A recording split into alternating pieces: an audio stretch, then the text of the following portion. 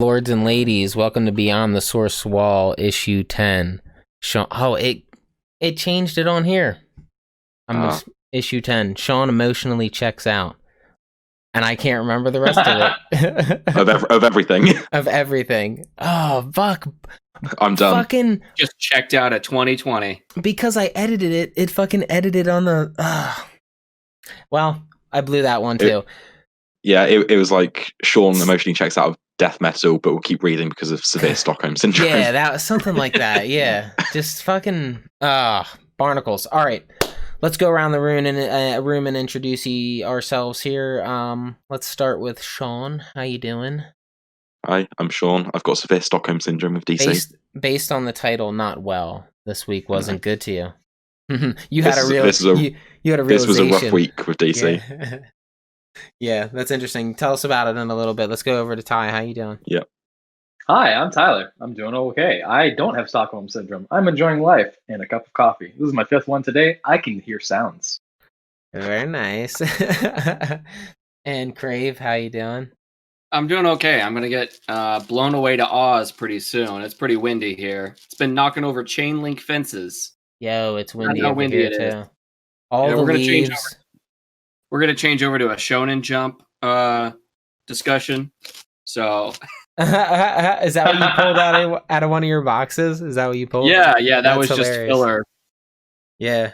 Do you, and all of the stuff in your boxes are just comics, and they're none of it, you don't have any magazines, right? You never collected any old magazines, anything like that? Some people are into that. I got the Image magazine when that was coming out a couple years ago when they did the Negan's return. Or the order. I'm sorry. Did you say Negan?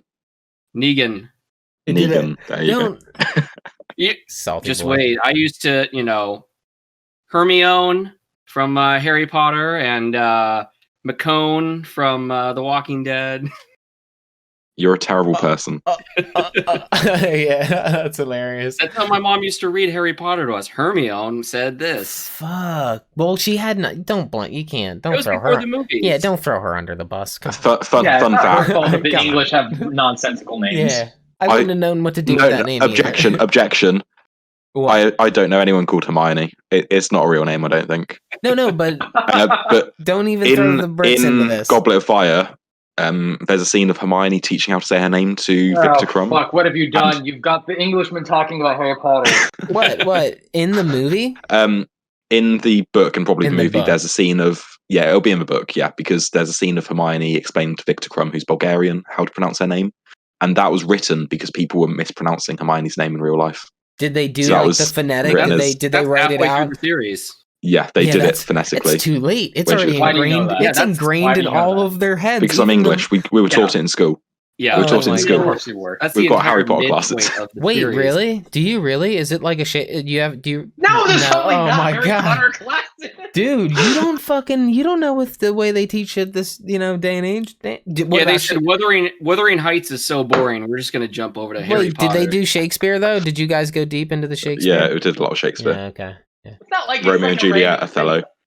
It's not like a specific thing for them. It's not like it's like, only English people get to study. I don't know. We should in school too, man. Some people claim her to be a goddess of, you never know what the way the curriculum goes. A transphobic goddess. Yeah, like it's crazy. Yes. So whoever's your teacher, you better watch out. It's actually funny you mentioned that. I actually saw something online I wanted to share with you guys that I thought was hilarious. There's been a lot of commentary on Twitter about how people are defending J.K. Rowling that are from England, whether they're from actors or writers or what have you.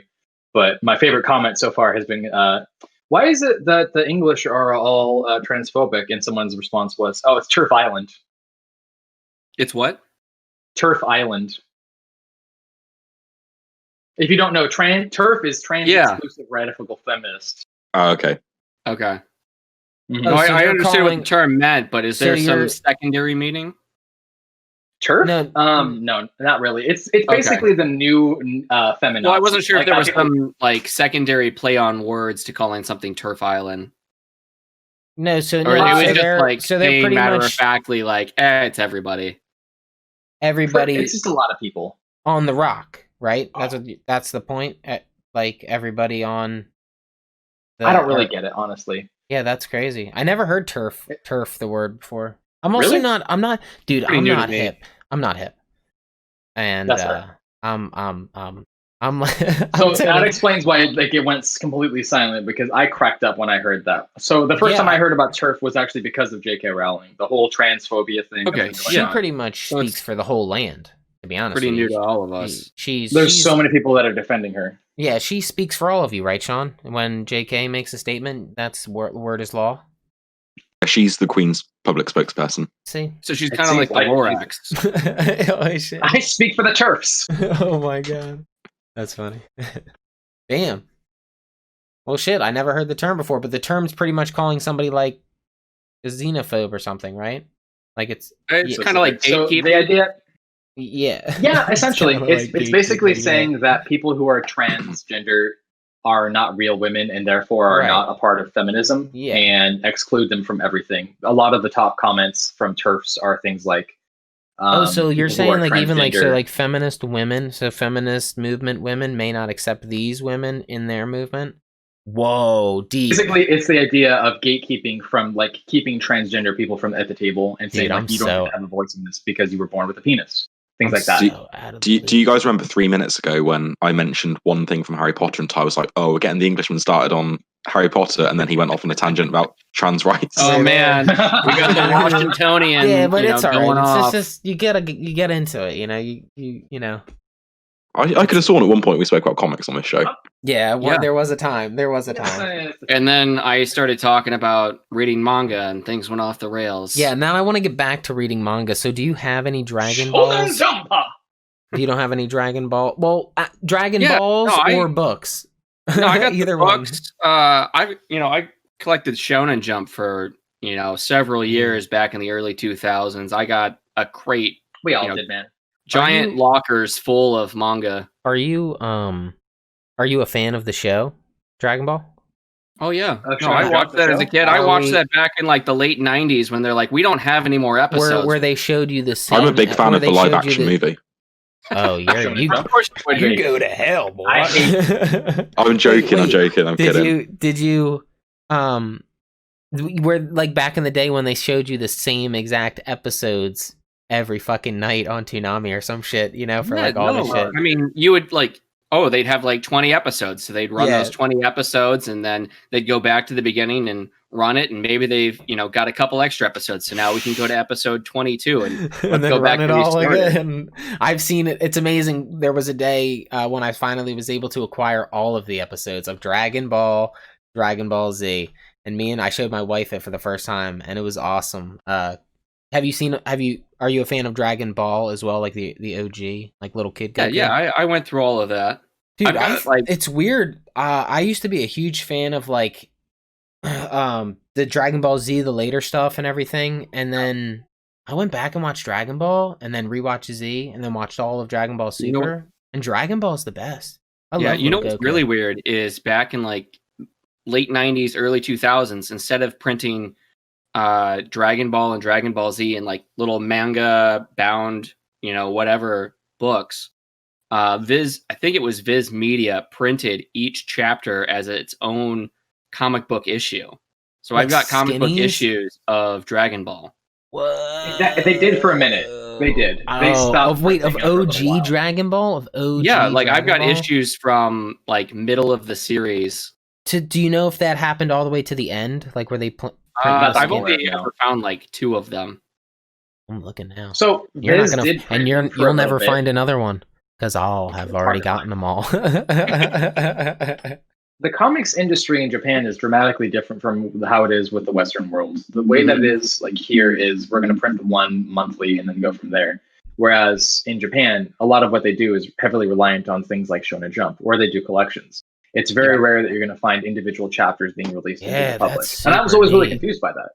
That's super neat, though. Really cool. That's good to know. Am I the only one who has noticed, because we brought up Action Comics earlier before the podcast started, am I the only one who noticed that Kakarot Goku is literally just a giant ripoff of Superman? Oh, no. It's always been that, for sure. He's somewhat inspired. I wouldn't call it like just like, it's like a ripoff, but also like, here's the thing. like rip off of the characteristics of like Alien. It's deeper though, because when you get into the story, hero, that's what I'm saying. Like, if you want to take his Dead base planet, yeah, to Earth. no, but I mean? I'm saying, yeah, I mean, there are definitely some parallels there. If that's all that defines him, then yes. But there's so much in his story. I'm so surprised that Akira Toriyama dude, amazing what he drafted up. It's pretty cool. Like, he really fleshed out. There's a lot of shit going on in his universe. It's funny. It's like, but yeah, I would say like on the base levels, like yeah, alien from another planet. You know, he's pretty much Superman. Got like bullets bounce off him, shit like that. Like, yeah, like, what if Superman was the Monkey King and Journey to the West? It's like definitely the same, but when you start getting in deeper, I think they separate pretty far. I think it's cool in the OG Dragon Ball, like with Goku's his like. All right, Crave. So you know, like from the like his grandpa, the one who found him in the woods or whatever, you know, like he pretty much one day says like, or like Bulma's like, where are your parents? He's like, I don't have any parents. My grandpa. He's like, he's in this Dragon Ball, and he's like, well, where is he? He's like, I don't know. He turned into this Dragon Ball, and then like. He says one night he was there, and then the next night my house was destroyed, and I woke up naked or something. And you're like, oh shit, what does that mean? Oh, right. Now I remember. Pretty much, he's saying he doesn't even know he killed his own grandpa. It's like so deep. I'm like, fuck, that shit was so dope. I think he gets his own story compared to Superman, you know. But they definitely have parallel powers and the whole overall plot of like alien coming from another planet, landing in a pod, getting discovered by some humble old dude. That's totally there. Okay, I have a question for you. Have you guys seen the Bill Finger documentary on Hulu? I'm going to watch it at some point, but I have not watched it yet. I don't have Hulu. I implore every single person to watch it. It's one of the most depressingly like it's the story of Bill Finger and Batman. And how he was basically kicked out of the industry and had his name ripped away from the character that he basically helped to invent. In it, well, he pretty much invented the character. Like Bob Kane had the original idea, and then Bill Finger was one who attributed all the stuff we associate with Batman to the character. Accurate, completely accurate. It's the same with Stan Lee and Steve Ditko and Jack Kirby and stuff. Yeah. What I feel like the difference is similar.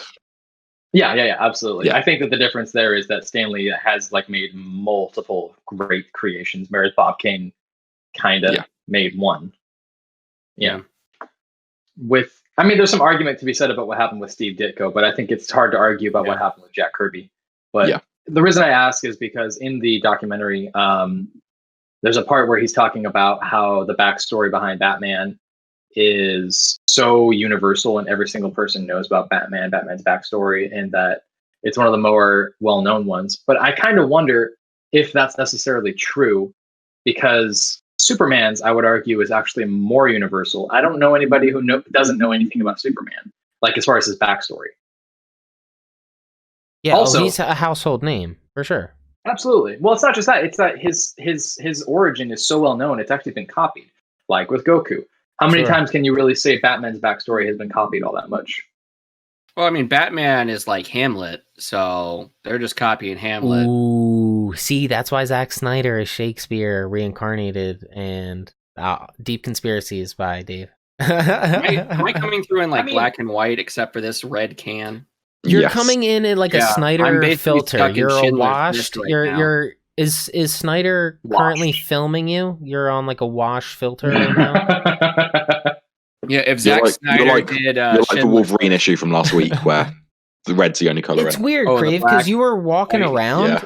You were walking around and it was coming in and out. Try flicking. I think it's based on where the light is coming from, because I have a window behind the computer and I was getting a bunch of light from there. Oh, okay. But now all the light is behind me. Right. So earlier, Ty was kind of black and white, but I think the sun's moved for him as well, so now he's getting better light. Quick, make up another name banner, Snyder Cut for Crave. Okay, make it up like a Photoshop banner. I'll put. Oh yeah, Etrigan, the Snyder Cut. Yeah, the Snyder Cut. All right, cool. Wait, so I don't understand what am I trying to do. No, I'm just fucking with you. I was saying like make up a new name tag for Crave called the Snyder Cut because he's coming in all filtered. But fuck it, I was joking. Can we, if you're ready, do you want to hit us with the news? I absolutely do. Thank you very much for introducing that. So this is going to be continuing kind of what we've been talking about lately in news segments. It's going to be news. I'm studying news. We're going to do news. News. Welcome to the news. All right, starting in. Following the news of writer Grant Morrison coming out as gender non-binary, they have also announced that issue 12 of the Green Lantern will be their last work on the series, as well as at the publisher DC Comics. This was confirmed by their current co-artist on the Green Lantern, Liam Sharp, saying that this seems like a more solid goodbye than the previous times that Morrison has said they will no longer be working for DC. They are said to have wanted to discuss on creator-owned works for some time, and there are no current projects announced for Morrison. I would like to just interject. Okay. Go for it. When you told me this the other day, I said that he's still got more work lined up at DC, such as Wonder Woman, Earth 1, Volume 3. That's which true. Is still, yeah. But since I said that to you, it has been solicited as coming out in February. So he might be done with DC for the time being. They might be done with DC for the time being. Who's they? Oh my god. Dude, I'm not even being a fuck. I'm not even being a fuck. Like, I get confused with they, because I thought he's talking about the creative team, but we're talking about Grant Morrison as a singular person. Yes. All right, continue. Sorry, I'm fucking it up. No. Yeah. God damn. So instead of like where you might just, instead of using pronouns like he or she, after you've said their name once, it's more conventional just to keep saying their name. Right, because I'm like, well, and something that helps me is I just say Grant Morrison. I'll say the name and then remember they, them. That will help me. Name. I'll try. I am trying. I did catch on though. If I ever at some point try to catch myself, just say the name. Yeah. But absolutely. I caught on with nobody telling me. But I did have to make I really want to say this really quick. I made a spectacle of it, so I'm kind of an asshole. But go ahead. No, you're fine. I'm actually happy that you guys brought this up, because while I was doing my research into the news for this week, I wanted to call out Bounding Into Comics, a Comicsgate-based news website, has also been, perhaps intentionally, perhaps not, misgendering. I just called the news up on my side, and I was like, oh, one website's made a mistake, because it says, the headline of this article is, Grant Morrison says he's been non-binary since he was 10 years old. Ooh. And I was like, ooh. That's kind of like a slap in the face, is what you're saying, like by writing an article it absolutely and then doing is. that. And Bounding Into Comics has also a history of being pro-Comicsgate. I did not know about his history, but literally 2 minutes ago, as you started talking about Grant Morrison, I called up a news article and I was like, oh, that's bad. Front page of Bounding is NYPD confirm arrest of suspect in assault of Ghostbusters star Rick Moranis. I'm surprised there isn't a page on there where it's like, our savior Ethan Van Sciver gets into petty Twitter argument with a member of that's podcast. That's the news, man. That would be like, that's the second news dude, part. That's like trending. Unfortunately, I did get into a big petty argument with Ethan Van Sciver. All I did was call out a news article that did go in place from Cosmic Book News, saying that Jim Lee is going to water down DC for some reason, because somehow Jim Lee is in charge of. Those are crazy DC. Accusations. It's idiotic. This is the third time in a year that Ethan Van Sciver has said that DC Comics is going to get liquidated and blah, blah, blah, blah, blah. Look, the guy made 2 or 3 comics in the last 2 or 3 years and made a lot of money off of ripping off people for $25 an issue and getting really nothing out of it. Let's just call it a shill what it is. Didn't he make more than $1 million off of it, though? I'm sure that he did. Congratulations. Yeah. He was able to grift a whole bunch of people for a bunch of money for a really shitty comic book, and they're okay with it. So, I mean, they might as well let's be honest. He was 40,000 issues for $25 a pop. He was grifting Trump supporters, though, so it's not all bad. Yeah. I mean, yeah, I guess that's true. You know what? Hang on. I'm going to do the math really quick. $25 and how many people? You said 1 million, so that'd be 40,000. So that'd be 40,000. You know what? That's absolutely correct. That's I guess for like an independent creator. Yeah, but the problem is that he made one comic book per freaking year for $25 a single issue, and then sold off some variant issues too. There's an issue here. Why do you think this book is $30, $25 to $30 depending? It's because there's content here. There's more to it than one issue of fucking Cyberfrog. It's more than 48 pages too, isn't it? Yes. Like, it's a ripoff. Like, congratulations if you like the book, but it's a ripoff, and everybody's like drinking the Kool-Aid. It's a cult. Okay, this is Ethan Van Sciver, but I'm addressing you directly now. from us at Sourcewell Comics, fuck you. Fuck you. From all of us, I guess. And for him to take the time out of his day, really, to just be like, wow, idiot. Anyways, Sylvester Stallone has not also coming in very clearly. Me? No, Dave's not coming in. I can't really hear him. Dave. Oh, here he is. Hello. Was it me you're looking for? Back. Oh yeah, he was singing this earlier. Back after technical difficulties. I had the technical difficulty, so now I'm back and we're good to go. So where did we leave off? Because I don't remember. I was too busy with the. We were talking about Grant Morrison coming out as they. Oh right. Newsies. Right. I'm a little well, never mind. I was gonna say I'll get used to it. I can't remember what the last point we made was, but yeah. I think we were saying fuck EVS. Yeah. Ethan Van Sciver, from all of us here at Sourcewell Comics, fuck you. Yeah, that's right. That was it. So did you have any more news for us, Ty? I have a lot of news, actually. Okay, cool. Go for it. So, continuing on, we actually have some news about Sylvester Stallone, who has revealed that he will have a role of some kind in the upcoming James Gunn Suicide Squad film on his Instagram. Stallone, who is an actor well known for his roles in Rocky and Rambo, had a small role in Gunn's Guardians of the Galaxy 2 as the character Starhawk in the 2017 sequel. Yeah. The post has since then been deleted, and it is not known at this time what role Stallone will be playing, but we are looking forward to seeing that character, whatever it may be. Jeff Johns, big news, has announced on Friday via Image's Twitter feed that longtime co-artist Gary Frank has been working with Johns in secret on a project since the beginning of 2020, when the team finished work on Doomsday Clock. The project is called Geiger and will be both Johns and Frank's first creator-owned works published, and will be the first work done by Johns outside of DC Comics since Olympus in 2005. The story appears to revolve around a potential radioactive fallout nuclear type event and the repercussions of such events. Geiger is set to be released in April 2021. I don't know about you guys. I'm very hyped about that. Marvel has confirmed. Definitely. It's insane. Have you seen the artwork for it yet? I've just seen one preview page now. Who's the colorist? It's probably going to be Anderson again. I think Brad Anderson's pretty regular. Yeah, it's Anderson. Yeah, it's Anderson. Marvel has confirmed that the MCU will not be replacing Chadwick Boseman with digital effects for the Black Panther sequel, and the actress who plays Shuri, Letitia Wright, will be taking over the mantle in the sequel. Fans are anticipating this to be the same style as was done with the comics. Kevin Feige has said that he wants to respect Boseman and his contributions to the MCU with future Black Panther movies. I thought she was always supposed to. Yeah, I don't know why they would announce it like it was. I'd rather come with the surprise. There was some speculation.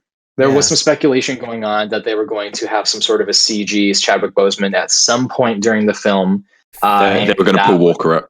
Fuck that. Yeah, he was going to drive alongside Shuri in the last scene and just smile really awkwardly at her. Did Paul Walker do that? Did they do that for him? Yes, they did. Ooh. Yeah, I mean, he recorded stuff for the What If series. He knew for a while that he was probably going to die. He was diagnosed before his first MCU appearance. Yeah, because that was like baffling. When he got 2016. 2016. That's nutty. Insane.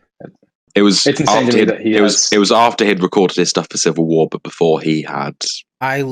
Before Civil War came out. I like Shuri. I like the actress playing her. Oh yeah, she's great. I do not, and this may be me just. Hear me out. I do not care for tokenized characters, and I get like Wakanda passing down their throne, so it's not necessarily a tokenized character. It's more of like a rite of passage or some shit. So that's fine. But I still am salty because I liked him. He was really good at being the Panther. Yeah. So we all were, man. I mean, he's dying. He was perfect in the role. Fucking awful. He was really good, and she's really good too. I just we'll see. It's fine. I feel like at some point they were just asking themselves, like, can we bring Killmonger back?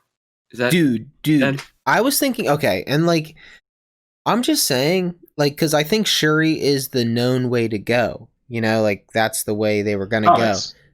I like M'Baku a lot, man. I really like Winston. Oh, yeah. So I think M'Baku should get his own fucking suit, and he should just go Belva, you know, as he fucking. I do love him. You guys ever watch Person of Interest? No, I've heard of it though. No, he was like a sub villain in the final. Yeah, the final season, I think it was. He was in a Peel movie. He was in. I did hear about that. Okay. Yeah, he was in Get Out. Us. No. He was in Us. Yes. Yeah. Not necessarily a great movie, but he did a good job in the movie. It was a good actor. It was a decent enough movie. Yeah, you guys ever seen it wasn't as good as Get Out, but it was entertaining enough. It was it was funny in places and a bit weird. Yeah. Have you guys ever seen the TV series Humans? With a Z at the end. British production, but it aired on AMC here in the US. Oh yeah, Humans. Yeah, I think I never saw it, but I remember. I have not. No. Yeah, so it was Letitia Wright plays Shuri, right? Yes. Yeah, so she plays a character in the second season. It's all about it's the same thing like Westworld. It's, how close can you come to being human as an AI? And so everyone has maids that, maids or assistants. There's all sorts of AI walking around that look almost human. They're synths. And she plays a character. She plays a human who has decided that she's in high school. This is from like 2017, 2018, so a few years ago. But she plays, she's a human, but she's decided it'd be better to be a synth. So she's a human in high school acting as a synth, like, oh, I don't fit in. I'll pretend to be a synth. So she, wears clothing. The synths have like green lit up eyes. So she gets, contacts for that. And she it's all like season 2 long, but she's basically pretending to be emotionless, move as a robot, all that stuff. It's really good. Okay. I actually have not seen anything that Letitia Wright has been in, so I'm going to have to check that out. She was in an episode of Black Mirror, I believe. Yeah, I think I want to say the season 3 finale or season 4 finale. Yeah. A lot of people. She was in there somewhere. So this is telling me that Letitia Wright is English. Yes. Yeah. She's ours. She's one of ours. Continuing on, actually, Sean, I need your help on like this. that. So pretty much what you're. It's a crime that she wasn't in Harry Potter. In Marvel news, pretty much they announced that they've already ruined the surprise, or though not, Yeah. Not necessarily. When it was announced, any of the Harry Potter films. Well, I just feel like we know it's coming, but they've confirmed it now, so now there's no like speculation over it to be surprised about. The reason why in specific is because Kevin Feige because of the was asked addressing the CGI. I think stuff, they may have just but I think he could have just moved said the schedule up for her. Like she might have taken over the reins in like the third Black Panther movie, but now she's going to do it in the second Black Panther movie. I think. What's interesting is apparently Ryan Coogler and I think Kevin Feige didn't know that Chadwick was dying. Coogler, yeah. Coogler. Yeah, because how do you get a job? But he'd already been cast and filmed by the time he was diagnosed.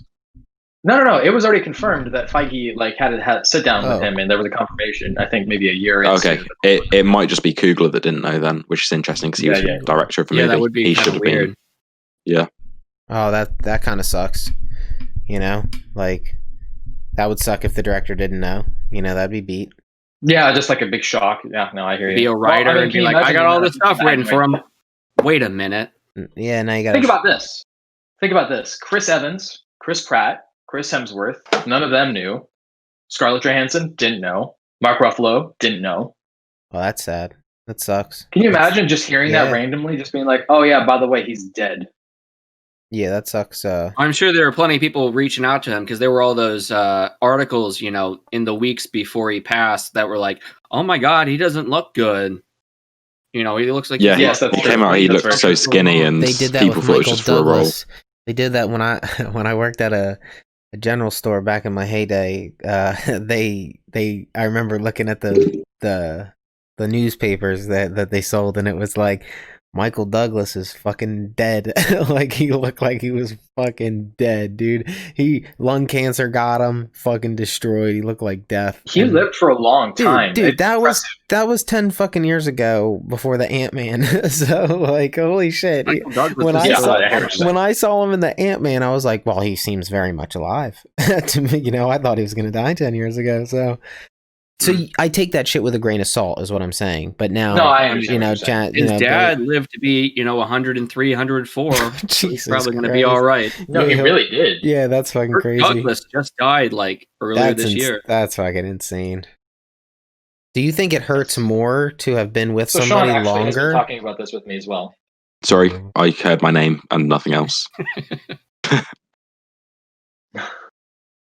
What were you saying, Dave?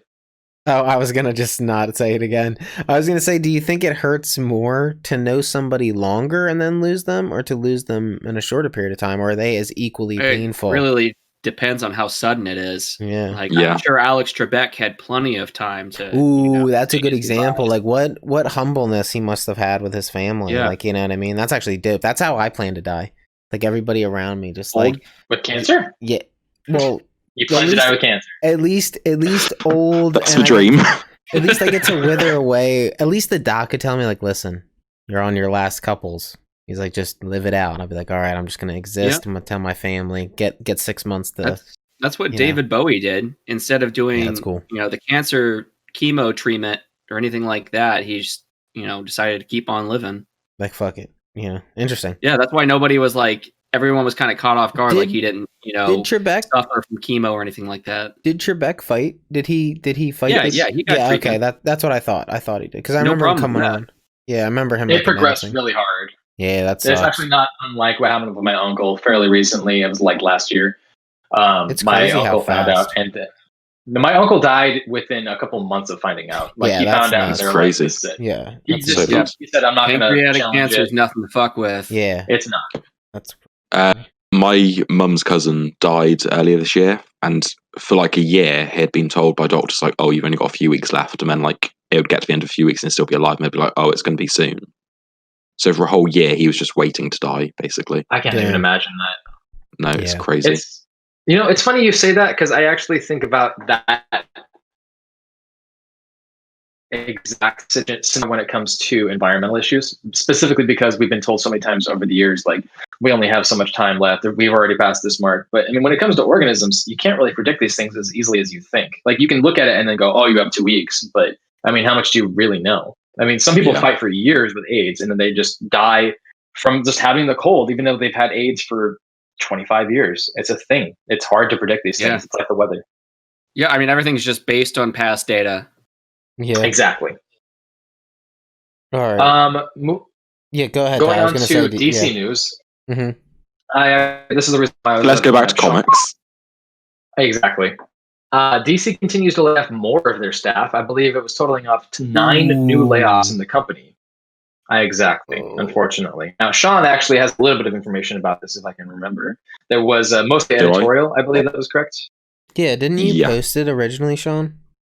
It was sales manager Stuart Schreck, marketing services director Adam Phillips, events director Fletcher Chufong, executive director of direct sales Vince Laterio, group editor Alex Carr, co-editor in chief Michelle Wells, and marketing team member Nancy Spears, VP of sales. Now, interestingly, moving from that, I mean, they promoted Marie Javins to editor-in-chief at the publisher. Maybe Havins if it's Spanish. Well, she's a white woman. So, well, that doesn't mean anything. You never know. It's interesting to see that there's so much going on at DC. I don't really understand. I understand that this is the reason why it's AT&T. I mean, probably. They're $150 billion in debt. They are unloading as much as they can. So Microsoft is worth like $110 billion. Like, no, I'm sorry. They have on cash at hand $110 billion. Like Microsoft. That's how they bought like Bethesda so easily. You know, it was like petty money to them. They didn't even break their 100B. It's funny to hear that AT&T is 150B in debt, because I'm like, dude, like Microsoft could just buy you right now, like, you know, and like save. They really could with all their money, like. It's just weird. Well, they keep dumping money into these different programs, whether you've got DC Universe, you've got the HBO Max app now. $100 million for Zack Snyder. Somebody, I was telling Sean in the chat, somebody who owns AT&T really loves Zack Snyder because he's giving him, who the fuck? They bumped from 70 to 100. Who does that? We're living in La La Land. Like, John Frusciante is back. I've mentioned this before, but the difference between 100 billion. Oh yeah, to lose million, you would have to lose it over 100 times. You would have to do that 1,000 times. Yeah, 1,000 times. Yeah, but I'm just saying it doesn't help that they just kind of still like do shit. Yeah, like if you had to, trim the fat just a little bit. Yeah. So instead of like CEOs taking a pay cut, giving all their employees raises, and then not doing the Snyder thing, they were like, you know what? Fuck their raises, 100 mil to Snyder, and we're gonna keep going with other shit. Like, yeah, I don't know if DC even knows where they want to be. When I read that article by that Ethan Van, what's his name? Skyver. Yeah, cunt. Yeah, little boy. He when I read it, I look at it and I see like he makes claims like DC's getting out of the comic game. I'm like, whoa, those are fucking pretty heavy accusations, man. Like, so it makes me wonder, because I know I see like Ty, like that guy's an idiot, but then I look at what DC's doing and I'm like, holy shit, are they getting out of the comic game? Yes. Because they're fucking blowing it, dude. People would say from the exterior, but Jim Lee has said in an interview. Start again. Yeah, lag. It just how about now? Yeah, you're good. Yeah, you're fine. Yeah, you're good. Straight. I just updated the computer. Sorry. Jim Lee has said in an interview with the Hollywood Reporter that they are not going to get out of the comics game. They are a publishing house. That's what they want to do. Everything that they do for films and everything, that's on the side. That's it. It's nothing else at this point. Yeah, I would hope that they would keep those ideas separate.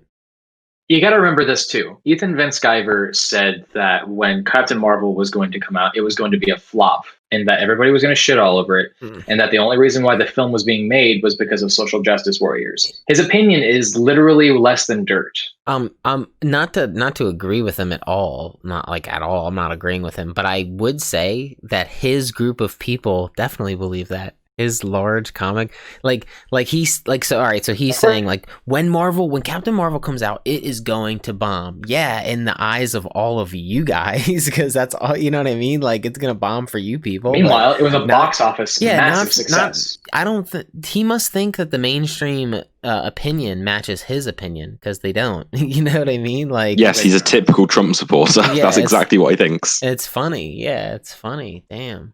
His entire attitude is that social justice warriors, and that's his thing, is he loves to throw around that collection of words. Social justice warriors are ruining comics. Social justice warriors are the reason why Captain Marvel has a film. Oh man, it's like, you guys ever? There's this guy on YouTube. I want to give him. I'll look him up. He's like political as fuck when he talks about comics, man. I'll think of him throughout this and see if I can figure him out, and I'll send you a link to his page. You watch a couple of his videos about when the social, like, he's an Ethan Van Sciver dude. Like, you can tell. I didn't know much about the EVS, but these people, they're out there on YouTube talking you should see their things are like, Marvel did what? And then it's like them on YouTube like, yeah, of course they are. And you're like, what the fuck are you doing as your thumbnail? Just get on with it, man. Talk your talk. I know. It's funny. Was that the quartering? No, this was some bull. What? No, I don't know. No, this is like, I'll get his name. I'll get his name. I'll figure him out. But is there any? There's yes, there is actually. So really quick, I think that there's a little bit of a discussion here. Constantine, apparently he's getting a sequel. I'm sorry, Constantine. But it's an American Constantine. I say Constantine, and I'm English. Well, I say this is the American one. So people on the show say Constantine. Wait, are we talking? You said Keanu Reeves? Is that what you said? Yeah. Remember, he's getting the sequel to Constantine from the box office failure in 2005. Was it a beta? So it really was not well received by critics, and it was definitely not a box office success. It was considered a flop because of the amount of money that they made back. It made back $230 million on a $100 million budget. And you usually but unfortunately, unfortunately, with Hollywood, with box office, typically what they need is at least 3 to 4 times back on that. Yo, my name is because return on investment has to be bigger. And I scream in a because the opening week was strong. That was impressive, but unfortunately, it didn't go any further than that. Dude, he doubled his subscriber count last time.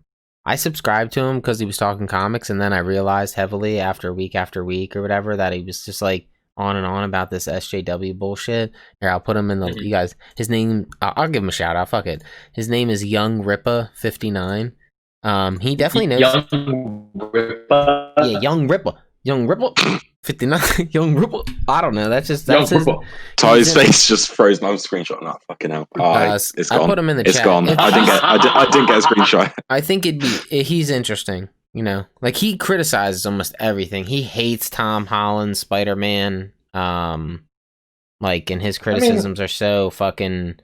They're so heavily. It's one thing to like.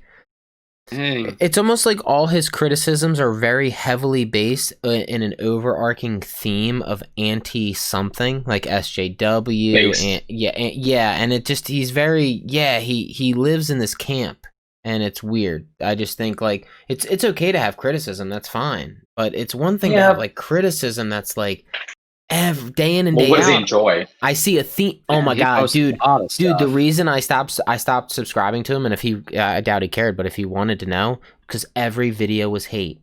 There was nothing about what he liked. Yet one time I saw him talk about Detective Comics by Tynan, like about the Bat family and him doing a great Batman thing, and I was like, dude, this guy's talking some good shit now, because he was like being positive, but it was just blowing me away. You guys should listen to him. You probably like pull your hair out after a couple. Because you'll be like, damn, this dude is so. I'm not saying that you need to like present a facade of things that you have to enjoy, but I don't understand people who are nothing but negative. Sean, so anyways, moving on. the Englishman. So actually, this is big news that you guys probably don't know about, and this may cause some discussion between Snyder fans. Matt Reeves has confirmed that his Batman has been given a very specific no-kill order for his films, with no exceptions whatsoever. Good. In an interview I think that's fair. We Got This Covered. Reeves has said that at no point in his films will he allow Batman to kill, despite multiple portrayals of Batman having killed in past films. That is pretty big news. I think a lot of people. I think that in the beginning, because personally, the way I'm seeing these films, even though they're not, you know, it's just the way I see the Frank Miller thing. If this is year 1 or year 2 story or something, he's definitely Ben Affleck before he becomes Ben Affleck. So he's gonna break every bone in there. He's not gonna kill anybody, but he's definitely angry as shit. So he's gonna bring those. I can tell by that first scene like that they showed, like he's gonna bring people to the point of like the abyss, like heavily. I don't want him to kill either, because the old man. That was like a one-off, you know, old man story. I don't really want him to kill either. You know what I mean? I hope that wouldn't be the contingency that people think like Batman can kill in every comic. Like, no, this was like a one-off fucking. He was gonna stab that motherfucker in the heart. You know what I mean? Like he was just deranged. But yeah, I guess if that's like a big thing, yeah. No, I don't want him to kill. Well, the big reason why it's a big thing is more specifically because there's been so many different portrayals where he has killed accidentally, very directly. For example, in the sequence that you posted on your Instagram, where he shot KG Beast in the back, the flamethrower thing, and it exploded. The tank. Yeah. So what was it? The Schumacher one? No, it was the Michael Keaton, Tim Burton Batman in the sequel, where he put a bomb on somebody and they exploded. And that was comical, of course, but I mean, he technically killed somebody. Yeah, right. It's not the first time, obviously. There's been a lot of films where Batman has killed, and that's the thing that people are really unhappy about. It's what my argument is, that like they're not being a good Batman. I know, but who's not? That's one thing. Fucking normies aren't. That's why I complained when I told Sean that like I believe that the Batman white knighted Batman by Christopher Nolan's trilogy, and that has fucked him over because now all the dude, I really hate that there's a movement about it, because in reality nobody really think this is for the it was the Dark Knight Returns is which he was pulling all this stuff from. You know what I mean? Of course, the one story where this is heavily like, you know, this Batman is brutal as fuck. It's like no other story is really pulling from that. So why would he? Like, It's just silly to think that like once he does it once, it's like watch out, he better not be doing that in my movie. Because I'm thinking like, whoa, it was the one he was telling. It was off that one story. You know what I mean? Like it doesn't happen. Absolutely. It's not in any other comic. It's just one time. That's all it took was one time. And I'm like, whoa, that trilogy, like White Knighted Batman to beyond, proportion. So yeah, it just sucks that there's this huge movement. I would just expect it to be like whatever the story dictates. You know what I mean? Like, sure, it is what it is. Whatever story they're telling. That being said, I think that there are a lot of people. I mean, not even just with Batman. For example, look at what happened with Doc Shaner. Doc Shaner had to hop off Twitter for a little bit because of the amount of because he said he doesn't like Red Eye Superman. Snyder Cut fans who were coming at him. Yeah, and he's an artist he's drawn Superman. All he said was he doesn't like Red Eye's Angry Superman. Oh, and what happened? He was getting bullied. Dudes just lunged at him. Wait, who lunged at him? Snyder Cut fans. The meatheads. In the bonus, catch the bonus episode where I talk about the meatheads and how I'm grouped in with them. Okay, so yeah, the meatheads are like, oh, they bullied him. Really? That's a shame, dude. That's a shame. No, it's obnoxious. Yeah, I don't relate to them. I'm not a meathead.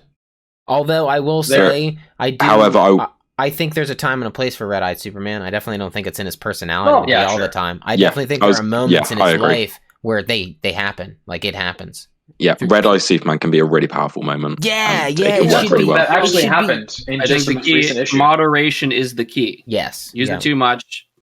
Like, there's... In For the Man Who Has Everything by Alan Moore, there's a great scene where he's like Mongol, like when he first wakes up. Spoilers. I won't get into too much spoilers, but like, it's okay, go ahead. He wakes up like and he's 40 like, years, man, you're fine. Yeah, but like me and Dave are about to read it, so I don't want to spoil it. They don't blow. They only get me more interested. So go ahead. Well, he wakes up from like Black Mercy and realizes what Mongol did to him. He's like, Mongol, burn. And his eyes are glowing red, and it's just so badass. That's dope. Yeah, that's what I'm talking. There's a time and a place for it. Yeah. It can work really well.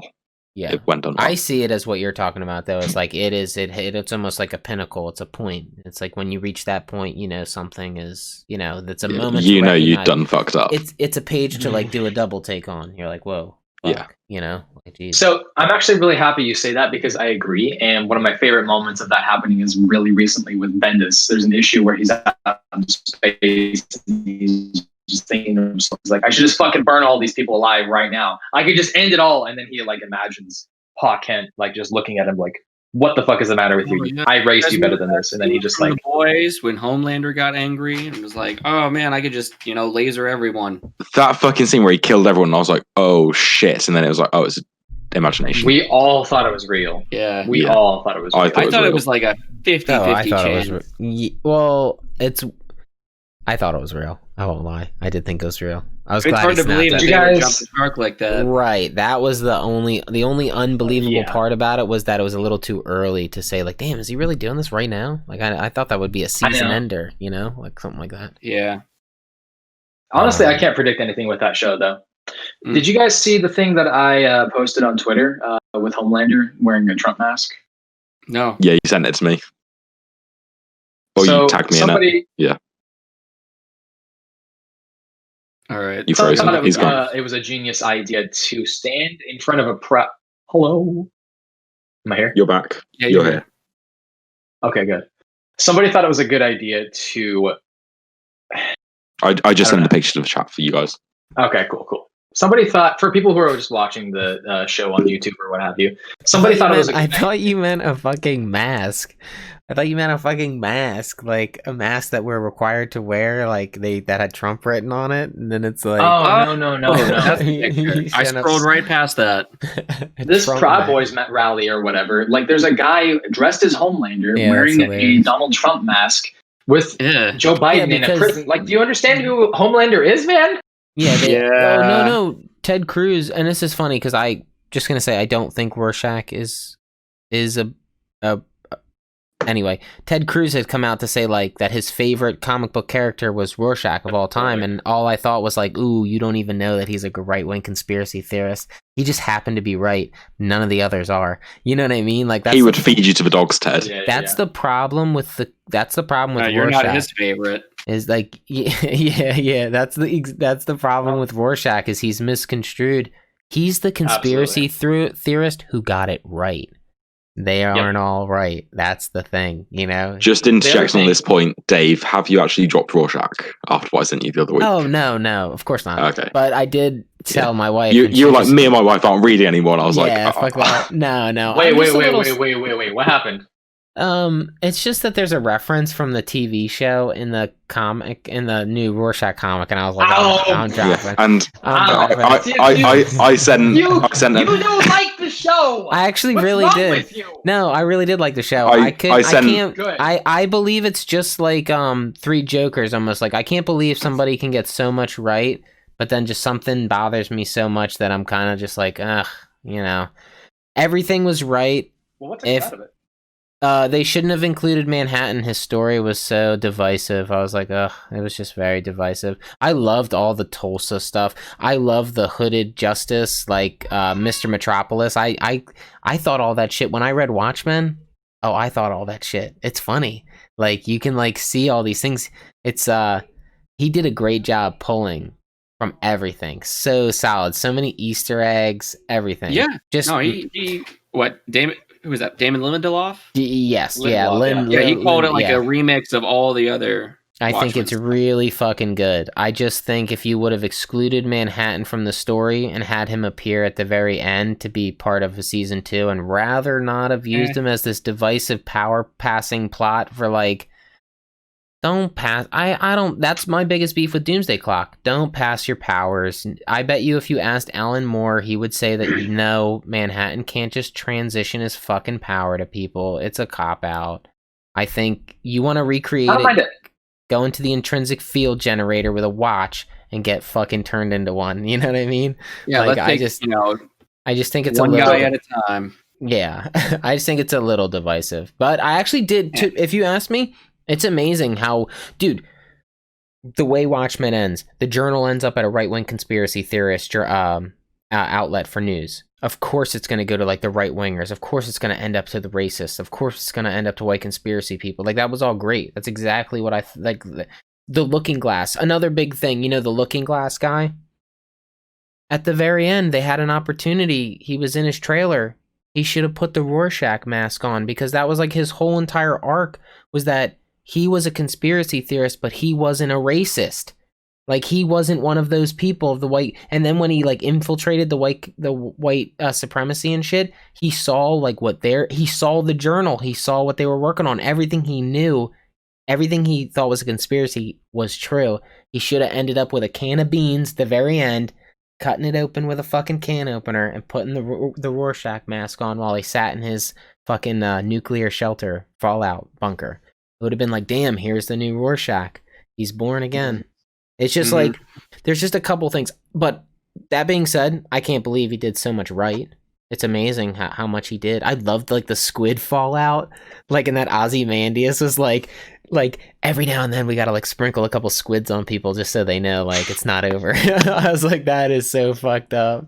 And like Ozymandias he's being such a good poet, like when he was like trapped on a deserted planet, and like his whole semen thing, like he would never give his semen to anybody. Like he thinks way too highly of himself to ever give himself to a lady. And it's always been hinted that he's possible homosexual. So like it was very interesting to see him as asexual. Yeah, it was awesome. Like the girl getting her vengeance, I even liked that. I just thought my favorite character. Well, when you think you're a god, you're above everyone. Right. Exactly. Yeah, exactly. Yeah. But just they took my favorite character and I didn't care that he's black. I could care less about any of that. I just thought the story as to why Manhattan would even why he would even dignify give somebody the time of day about a chain. Why does Manhattan give an F about the color of his skin? Why does he care about this end goal that he's like? By the end of Watchmen, by the end of Watchmen, he doesn't follow. By the end of Watchmen, he's supposed to question whether does he have an option to make a choice, and then in this show, he no longer has a choice. They took it away. A choice. He's chosen. so he's chosen to walk the path that just his end. So no, he's chosen to pass his powers on to I can't think of Regina King's character. Yeah. Sister Knight, Lady Knight, Yeah. Sister Knight. She's a cool character. I liked it all. I just think that's kind of lame, and I don't think you can pass your power. I would like to know. I think what would be interesting, and I doubt we'll ever get the answer. I mean, if we could interview Alan Moore and just ask him, can he pass his powers? I'll drive over to his house tomorrow and ask him. Oh my god! I'll let you guys know. Oh my god, dude, Sean, what are you doing? You want YouTube material? This is YouTube material. Get in the car with all your mates, start the filming trip, and just go there. Knock on his door. He'll probably invite you in like he invited Donnie Cates in. You'll probably have a couple whiskeys. You know, he'll tell you the ending to that story. Like next Blair Witch Project. Yeah. For the viewers at home, Alan Moore lives 40 minutes away from my house. He'll tell you if there ever was what Manhattan really did decide to go do. They'll tell you everything. You'll be like, damn, dude, here's the answers. So no, it's a weird love-hate with me. One thing is holding me back so hard, but I think the guy did a good job. I thought he pulled this crazy underhanded story of like hooded justice and stuff like that. Like that was sick, dude. All that story is awesome.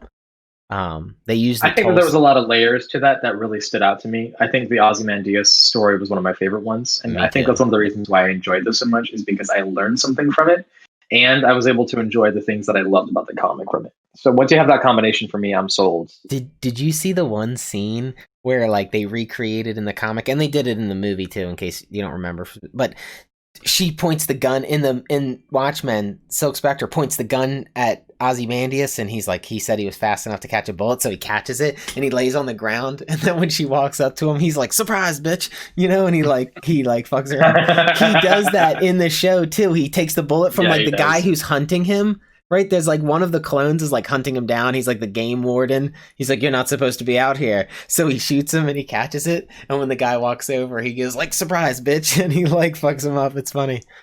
It's yeah. Surprise, motherfucker. Yeah, it's cool. I also did you guys hear in news that there might be a season 2 written and directed by somebody else. Lindelof said he's done with it. Yeah, so he's smart dude. The best thing you can do is do exactly what Alan Moore did. And he had a story to tell. He did his story. He didn't want to stick around longer than he had to. So I don't blame him. I don't think there should be a sequel. I'm actually okay with the ending. Just okay, transfer power. That's kind of how Doomsday Clock ended. Right now, we don't have any continuation of Doomsday Clock, do we? That may be true, but the reason why Doomsday Clock was different was specifically because he was inspired by the wholesomeness and the pure good that is Clark Kent, and wanted to carry that on into his universe. Instead he takes Marionette's child, instead of taking a Superman from another dead universe and just moving him over to his and having Superman land. Why didn't he just recreate the landing then? Instead, he decided to step in and do it himself. Seems weird. That's my only beef with the character. I just like all of a sudden you have this total. You're given the miracle. That's the same thing that happens in Watchmen. The miracle. You're given the miracle, and instead of recreating the miracle the way that you saw the miracle, you stole somebody's child, and then took them to a family that already had a fucking child. It would have made more sense. The Kents couldn't have a kid. Why did Silk Spectre? They shouldn't have had children. They shouldn't have had a child. That should have been their child. I understand what you're saying. Like that. I think the issue, though, is that there was a connection. There was a miracle about what was going on with Marionette. No, it's close. There's a lot there. Why did they have a child at the door? When he knocked on the door, a little girl answered the door. It would have been like, no, they didn't have children. That's the whole thing. I agree. That would have been a cool. That would have been like the icing on the cake. Like, holy fuck, dude, they couldn't have a child. Like that would have been cool. So maybe Johns got rushed. I don't know. I think Watchmen, dude. Once again, Johns did an amazing job, though. That book is so good. I couldn't believe it, man. You know? There is one thing I actually need to announce really quick that I think is going to be the big discussion for tonight for news.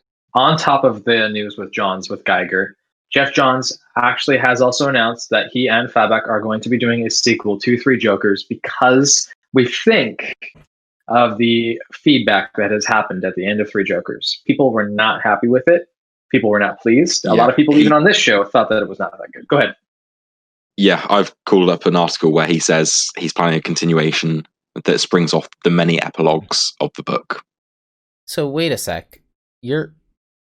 This is being written because of the backlash, not because of just like talk of because people wanted more, or they were salty about the way it was, not just wanting more. Because like when I read The White Knight, I wanted more too, but I loved it. You know what I mean? No. So there is speculation that the reason why is because of how it ended. Now, much in the same way of how you have criticisms about Watchmen or the show. Yeah. People have the same thing about this, and you said the same thing actually. That there was so much that they did right. Yeah.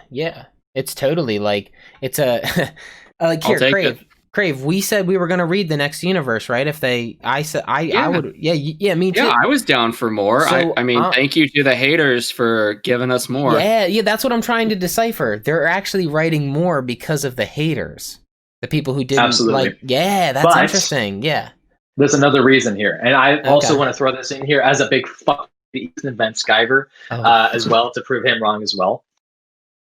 Really quick, take a wild fucking guess about what the sales were for this comic for Three Jokers. Issue 1 was 300,000 for the first issue. My guess was going to be so low ball. Correct. Never mind. Mine was going to be shit. Now, 3 issues, oversized. I bought all 15. Big hype. Think about that for a second. 300,000 issues for a number 1. Just first printing. Yeah. Just first printing.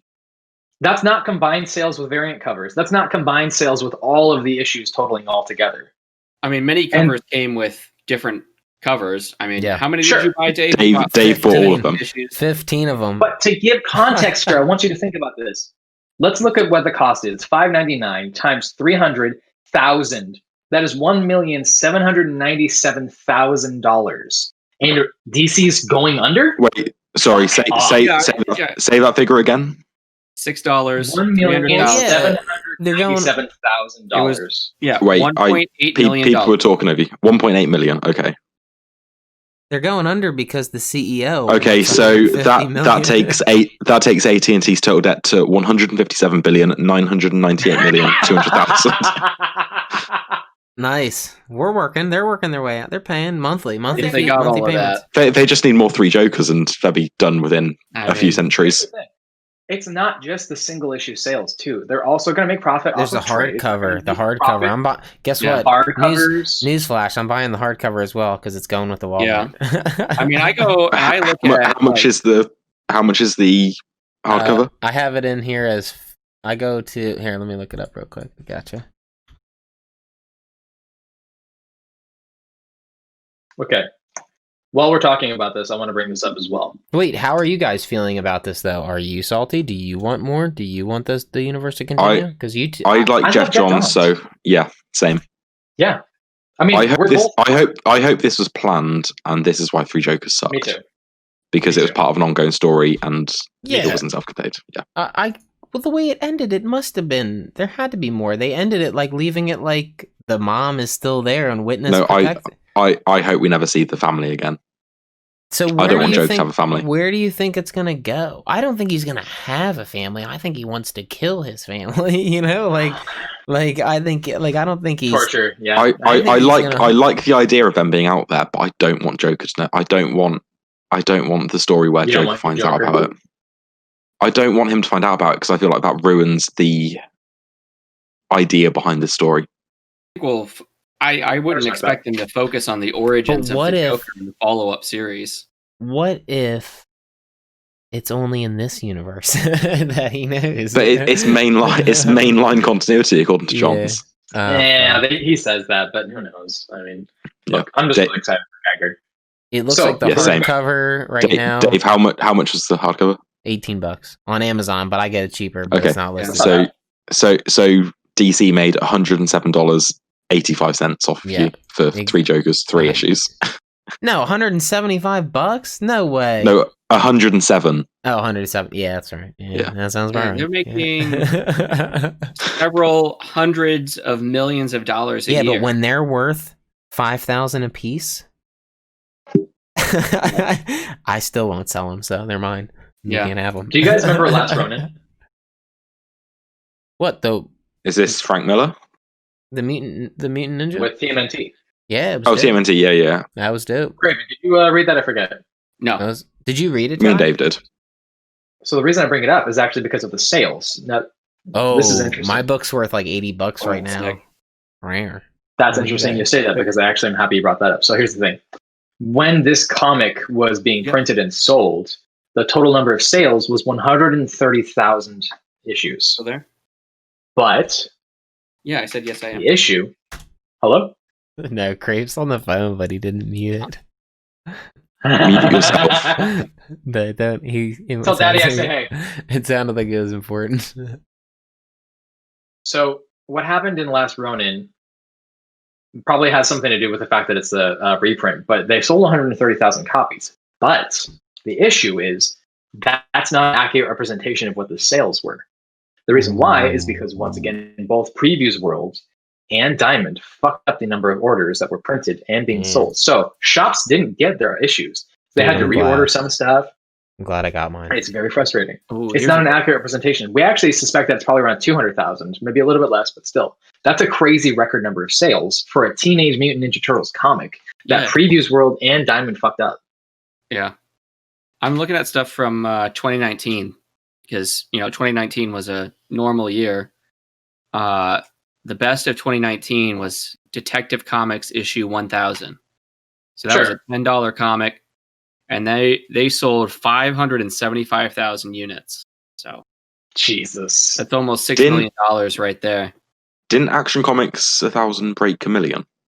Something like that. Marvel Comics 1000. I feel like that's so like cheesy that I feel like it's so cheesy that like the 1000 or like the 127 of Batman. Oh, I thought it was hilarious when they what did they do? Marvel jumped up to 1 million, so they did like Deadpool 1 million or something like that. Yeah, right. Action Comics 1000 sold a little over 500,000. Yeah.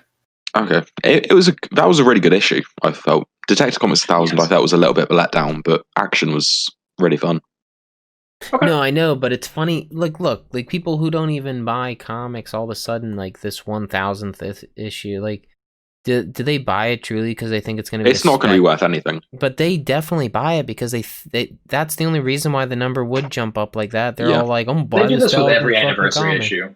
Yeah, it's like that's what they're doing. They're just doing an anniversary anthology. Yeah. That's all. It's just a celebration of the character and the stories. That's all. It's not a bad thing. Sometimes they have first appearances. Yeah. The problem is, though, these things are never going to be worth as much as people think. Before we start recording, I showed you guys my Death of Superman issue. Would anyone care to guess how much I paid for it? $27.50. What? I paid no. Hang on. What year was it? I didn't pay much for my Death of Superman issue. No, my Death of Superman's an original from 1994. Death of Superman issue. $10. Dave said $27.50. Crave said $10. Was that? Yeah, $10. Okay. I'm going to say 35. Boom. Okay. It was £2.70, which is about $3.50, and that was the average price of it. Yeah. Dang, because it sold so many copies. It is not rare at all. Yep. It is so common. Yeah, you can buy that. I think I bought mine, still sealed in the bag because it came with that wraparound. Well, because they kept printing it. This is the issue: is they kept printing it over and over again. Yeah. Overprinting became a huge reason why the industry have, 3 Jokers with the 300,000 issues, but 15 different covers, so there's 20,000 of each of those. And Dave owns one of each. You might get an extra for having all of them collected together. If that's my hope. But the problem is when I collect things, I don't sell them. I don't know. I'm just like, I'm not a big resale guy. Like if I find out they're like, dude, that's worth like $300, $1,000. I'm like, cool. Now I don't have to spend $1,000. I spent $5 for it, so I'm good. Like that's how I feel it. I just like there's certain things and like. Did anyone get one of the Joker cards from the 3 Joker tabs? Oh, I was gonna say tabs. Fuck you, Tyler. Yeah, I know. Fucking. That's what I said to tabs last. I had to request it. I got 2. I'm trying to. They're selling them. Yeah, but they're selling them on eBay for like 99 cents, Sean. I saw them. Yeah, but I kind of. I could pay for it, but I don't want to. No, it's the principle of the matter. How much are they here? I was supposed to be given one. It's all about the difficulty to obtain and So are we done? Are we done news? Yeah, but also fucking I can pay that. Distribution. You know, it's all about the distribution. Like DC's all over the place. I mean, that's what my shop guys like telling me. I mean, it's not necessarily like it's like they're shipping out early, then they weren't shipping enough. But I can't, you know what, fuck it. I can't. He's saying the same shit about Marvel too. Fuck him. Never mind. They're all fucked. Was there any more news? Yeah, was there any more news? That I can think of, no. Everything that I had seen that was big news. That's pretty good, man. Then Dave's last point can segue into my next point. Here, hold on. No. It says, next point, Sean cries over death metal tie-ins and drops DC. So, yes. Go ahead. that is accurate. After this week's Death Metal Infinite Hours Extreme issue, I have contacted my shop and dropped every non-Black Label DC book apart from Batman. Jesus, man. He got drunk, called his ex, said, yo, bitch, you're done. We're done. I was sober when I did this. It made me realize that DC is just not putting out anything good right now. Suicide Squad's ending this month. He's not putting out. Whoa. I do not disagree with you. Wow. Not true. Not true at all. I think they're in a transition. Go on, what's your counterpoint? Well, you know he's loving Bendis. He loves Bendis. What about Tom King? I am enjoying the Bendis. Oh, he's Black Label. I said I dropped everything but Black Label and Batman. Okay. I'm a big fan of Black Label. I think it should become DC's. I think I think they should do Black Label to help reinvent their whole universe. Like they're getting that Black Label Nightwing. Cool. I think then on they want kid comics, they should go right back to the animated fucking series and shit and just relaunch the lines, dude.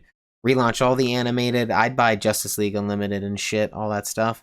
I'm just saying, like, and you can keep them separate. Here's your R-rated comics. Here's your E for everyone comics. You know what I mean? It's just... Yeah, one Catwoman I'm picking up digital, so I might read a few more issues of that before I make up my mind. But no. You're gonna buy You're gonna buy the copy by hand because Tom King has announced that it's going to be his version of No. Catwoman. Just Catwoman. Just Catwoman. Ramvi. No, he's saying. Why are you even reading it? Because it was all right. The first two issues were solid enough. Tabs is still. I like Ramvi, but I'm not really enjoying it. Fair enough. It's more or less I'm trying to culture myself through Tabs by reading I've got my list up in front of me and I've officially dropped it, but I might pick it up. Graphic novels, pornographic novels. I'm gonna read Batman. I'm gonna read Batman Catwoman by Tom King. I'm still reading Harley, Far Sector, Hellblazer, Rorschach, Strange Adventures. And anything else Black Label comes out, but my mainline DC stuff right now is Batman. I'm still 50-50 on Death Metal, whether I'm going to continue with it. I'm already it's too far. I've crossed the 3-issue line. It's too I might read the mains, but I'm going to drop the tie-ins, except for the Mark Wade one. I feel like I'm going to collect it all just so I could sell it, but I actually really like the covers. I like the idea. I think they're dope. But they have a barcode, so it's kind of like you're an asshole. Oh my God. Dude, well, they don't... How could you make the cover so cool and then put a fucking barcode at the bottom? It's just, such a neat one. It's such a cool cover. And DC, nice. I want you to know why I'm dropping all your books, because I have dropped 5 series this week. It is because of how bad Dark Knight's Death Metal Infinite Hours Extreme was. Who wrote it? Don't sell it. Frank Thierry. Right. Frank Thierry. Okay. Fuck you. No. You're probably a nice guy. I like some stuff you've written before. He is a really nice guy. So, I'm sure you're a nice guy, but I hate you. Before we get into the death metal thing, last bit of news is, I just wanted to bring that up because I forgot. Tom King announced that his Batman Catwoman run will be his Dark Knight Returns. It will be his magnum opus of awesome. So do we think that we need tabs for this? Do you think that it means he's going to tell a story that changes the game, or do you think he's just going to tell a rougher around the edges Batman? I'm expecting an extended version of his Batman Annual 2. Maybe some light softcore BDSM, something like that. Yeah, it's going to be a beginning, middle, and end of Batman. It's going to be one timeline set in year 1, universe? Year 2 kind of time, sort of a present day type Batman, his and universe. Then end of his line. It depends how impactful it is. Do you think it would be like one short story, the next short story, or do you think it's going to jump? No, it's going to be very interweaving. Is it a 12? Is it a 12? 12, yeah. Is it Ty, you read his supposed Batman to be? stuff, Is it supposed to be him continuing his love story of Bat and the Cat from his run? It's no. Or is it? Yeah, or No. is it supposed to be? He said it's not just a love story. It's actually a lot more than that. No. I'm saying, is it in its own universe, or is it pulling from his relationship that he already established in? Pulling. Because they like got married, didn't they? But almost got married, but then never did get married. Wet ass pussy. But they that almost happened, right? Or that never happened in Tom King. It nearly happened, but it didn't. Yeah. So that's what I'm saying. Like it nearly happened. Like they were getting close to like, or that's like they were. The sound of macaroni in a pot. Yeah, mashed potatoes still warm. You know. Yeah, Batman Annual Number 2 by Tom King was an incredible issue. It was a great art book. by Lee Weeks, and I don't know if I'm okay. Who's the one on Lazarus? Craven, who does Lazarus art? Right. Oh, Rucka is the writer, and who's the artist? It's not Nicola. It's the one from Gotham Central. Michael Lark. Oh, right, Lark and Rucka. Yeah, Batman Annual 2 by Tom King, Lee Weeks, and Michael Lark was incredible. No, this is one from like 3 years ago. Oh, okay. But it was an incredible issue, and it will lead on it. Like, it's what I'm expecting from Batman, Catwoman. All right. Batwoman, Catman. Yeah. So, all right. So you hate death metal. Yes. I have to say, as being somebody who just jumped on to DC through death metal, it's fine. Like it makes. So at first I thought it was like inline continuity. I was like, oh shit, this is where Batman is. Like this is where the story has taken him out over the last. And then I'm kind of realizing like, no, it's in its own metal verse, right? Mm-hmm. That must be happening. Well, I love the aesthetic. I think that's cool and shit. Issue 1 set up so much stuff, and then we're 4 issues in now, plus a fuckload of tie-ins, and we've had no real resolution. I don't even think I've had any really. I mean, the coolest shit that's happened so far is Swamp Thing consumed all of the green of all the land. Yeah, that was sick. Oh, I like the idea of having the nega worlds, so Earth negative, whatever. I mean, that is kind of cool. That ties back to the first Metal, though, which was a much better story. Yeah, it just seems like it. You know what? I can say, like, because you were saying maybe Snyder isn't a good writer. Maybe he got lucky with the Batman. I don't know. Undiscovered Country is pretty good. I dig that. Yeah, but he's co-writing that. Yeah. Oh, right. We did establish that he's co-writing that. Yeah, we did. I do like him, but I feel like the more DC stuff I read by him, the less I like him. I think like maybe no. I'm not. I need to. What if it was this though? What if it's that because his okay, so he wrote this. All right. No, the Batman from his Batman run, that can't be the Batman in this metal universe. It is. It totally is. Then where? How? Oh, because the story he told his story had to do with the Batman Who Laughs and shit, right? Introduction of that guy or no? He came in with First Metal. Yes. Which was after the 51 issues of Scott Snyder's run. I'm just like, how can you write? But the longer Scott Snyder stuff goes on, the weaker it gets. Like, he started off with Black Mirror, which was phenomenal. It's getting crazy. Then Court of Owls, which was phenomenal. Then Death of the Family, which was still very well written. Some people have problems with it, but it was very well written. Then Zero Year, which some people love, some people hated. And it's like the further it goes on, the more people fall off and hate it. All right. If you guys are jumping into this week's comics, I think I'm going to jump off because I didn't have much this week. Light week for you. Did you catch up on Decorum? Did you catch up on Decorum at all? Not yet. I got Oblivion Song and Kick-Ass vs. Hit Girl this week. That's about it. Was it good? Oblivion Song was good. Yeah. They both each had their own really good fight scenes, but it seems like it's just setting up for the next issue. Is Kick-Ass fun? Yeah. I mean, it's just issue 1. Yeah. So, Kick-Ass and Hit Girl haven't faced off against each other. They're moving into place. Okay. This is just mini. This is just like a mini going on. Yeah. Yeah. That's cool. Yeah. So that's it for me. Oh yeah. All right. I'll see you guys later.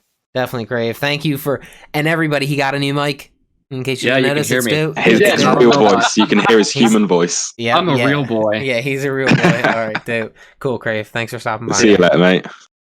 Take care, man. Let's see. Let me go over here. Oh, I did the quick swap. Real smooth, like dope. All right, cool. So let's see. Oh, and for everybody out there, I know I'm still trying to figure out intros and shit, but Tabs isn't with us. I'm Sean. Hi. Yeah. Hi, I'm Tyler. But yeah, Tabs is usual tier. We don't know. We'll get he might be dead. We don't know. We'll get in touch with him. I'm sure he's fine. He might. The last thing he said to us was that he wants to avoid humans or something. Yeah, and then it's been radio silence for days. Seasonal affective disorder is real. Seasonal depression. Yeah, sad. So let's see. Yeah, you cried over the death metal. Yeah. What do you want to do? Which I don't blame you for. I really don't. But I just got to say, that's an exterior issue. It's not the same thing as Snyder. I understand your frustration. I don't think I'm putting Snyder down at all. I think I'm gonna finish. No, but like I'm not. It was sort of the thing that pushed me over the edge on a lot of DC stuff. Like the lot of problems I've been having recently with DC. Right. This was the thing that pushed me over the edge. Yeah, I'm still going to read the death metal main issues, and I'm still going to check out the tie-in that's got Mark Waid, Jeff Lemire, and stuff on it. I remember when this run first started, I said, "Oh man, this sounds like it's going to be an omnibus," and then I think you wrote in, "It's only 7 issues, but with all these tie-ins, pretty much a fucking omnibus, dude." Yeah, you know what I mean? It's like, holy shit! If it's like 20 issues, there you go, you got your omni. That's crazy. So it's nutty. How about we go into the Batman? You got let's see, Batman breakout new star gets her own one shot. Well, breakout star. Okay, yeah, I see your punchline. Yeah, there you go. Punchline. That was cool. It's a shame Tabs isn't here to talk about it. I'm sure next time he's on, we'll get his thoughts on it just real quick. Yeah, our co-star Tabs. This was his favorite issue of the week. He loved Punchline and Mirka Andolfo's art on this issue. Yeah, I think her art's really cool in anime in this. Almost. Yeah, it's a lot different to her critter and stuff. This is a lot more colourful, a lot more playful and animated. I really like it. It's very animated. Like it feels like it was. It feels like it could be in a. It's weird. He definitely has her for her art though. Her art's really good. She color it too. No, Romulo Fajardo Jr. Colored it. Did a good job. I gotta give color. You are wet for colorists. I'm just gonna start a colorist fan club for you. Well, I'm just surprised that the colorist is a very important part of the creative process. And I don't want to take away from Capullo when I say this, and I don't want it to sound like I actually like Capullo's drawing. I like his, but to find out that he just does these pencil sketchings and he just maps out the land of the page, I'm kind of like, I look at his pencil where you tread. No, I know, and that's the thing. I like his art, but the guy who does the shout out to Capullo's collaborators, Ivan Palencia and FCO Colors. Danny Mickey. Yeah, whoever's and Danny Mickey. Does Mickey still work with them? Yes. Okay. Whoever does the inking over Capullo, I mean, that's the art that I see. Like, I don't. So his sketches, I'm just Danny Mickey. I think I'm just surprised that these artists. It's a collaborative process. I don't think I could collab. I don't know. I think it would be hard for me to collab. It's my art. It's what I want to work on. And that's why you're not a comic book artist. 100%, dude. 100%. And it's really funny. Some people do it all. When it comes to being in a band. Manipul. Yeah, that's dope. When it comes to being in a band, I'm the complete opposite. I want nothing more than to be with like other people and play. You know what I mean? So it's like weird, but it's like how can you just draw out like, so when you look at Capullo on his Instagram, you see these giant pages of like he's like mapping out the lands of all these fucking characters, and he's like, yeah man, I'm gonna go turn this in. I'm like, oh, turn it into the guy who's gonna make it look like what I'm gonna see. You know what I mean? But what you got to think is he has made the scene. He's mapped the scene. He's the cameraman going around shooting the scene, exactly, showing what he wants you to see. But that's where I think he deserves the credit, not necessarily the overall end be all. Like, the end be-all is like, dude, I just watched Todd McFarlane ink and do some crazy shit with Spawn the other day, and I'm like, look at this guy. He did everything. He inked, he colored. But still, when you look at the pencils, when you look at the final product, the artist you're recognizing is the. I can see different artists and I recognize their styles, and I'm like, that's a penciler. Would you feel weird saying that's if somebody walked up and you showed them the page, right? They were like, holy shit, look at this art. And then the guy was like, I did that art. And you're like, you did this? And then let's say the next day you go, look, dude, this guy did this. And then he's like, no, he did this. And he showed him the original. And then he's like, other people did this, and this, and this. The thing is, you could come show me a page of a comic and be like, who drew this? And I would be able to name the penciler. I wouldn't be able to name the inker. I might be able to name the colorist. Very rarely. No, and that's. But I'm just wondering why give the job to somebody else? It just seems weird. Like, why? You're like, it's a collaborative process because of the deadlines. It takes fucking forever. Yeah, is why. That's why they can pencil. They pencil a page a day roughly. Yeah, that is the comic book average. One of his pages was like 10 hours over 2 days or something. I was like, holy shit, dude. That's ridiculous. Yeah, dude, they take forever. They're basically no. Well, then we have to congratulate, or we have to make sure the ones who do it all are known because they're the G's, the real G's. Like Francis Manapul, Mitch Gerrards. Yeah, like that's some G. The reason why, and specifically, is because both of those two people do all of their stuff online. Digital. They do all of their stuff digital. Yeah, well, it's not my fault, Greg. You're old. That's not my problem. Todd fucking does digital all the time. I love it. Honestly, I don't care what Greg Capullo does. I will buy it at this point because his I love his art. Oh, me too. I've read like he did like all the Spawn. He did. You know how much Spawn he did? Like I loved his art. It's a sick. ton. Yeah, his fucking art's sick. I'm just always surprised. I thought Capullo was at least doing the hard lines over his art. Then to come find that like he doesn't even do that, I'm like, oh, so like penciler. You are such a fucking salty goddamn bastard. I swear to God.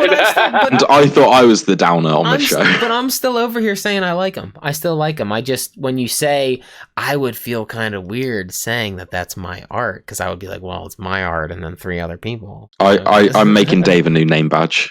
Yes, the salty one. The salty one.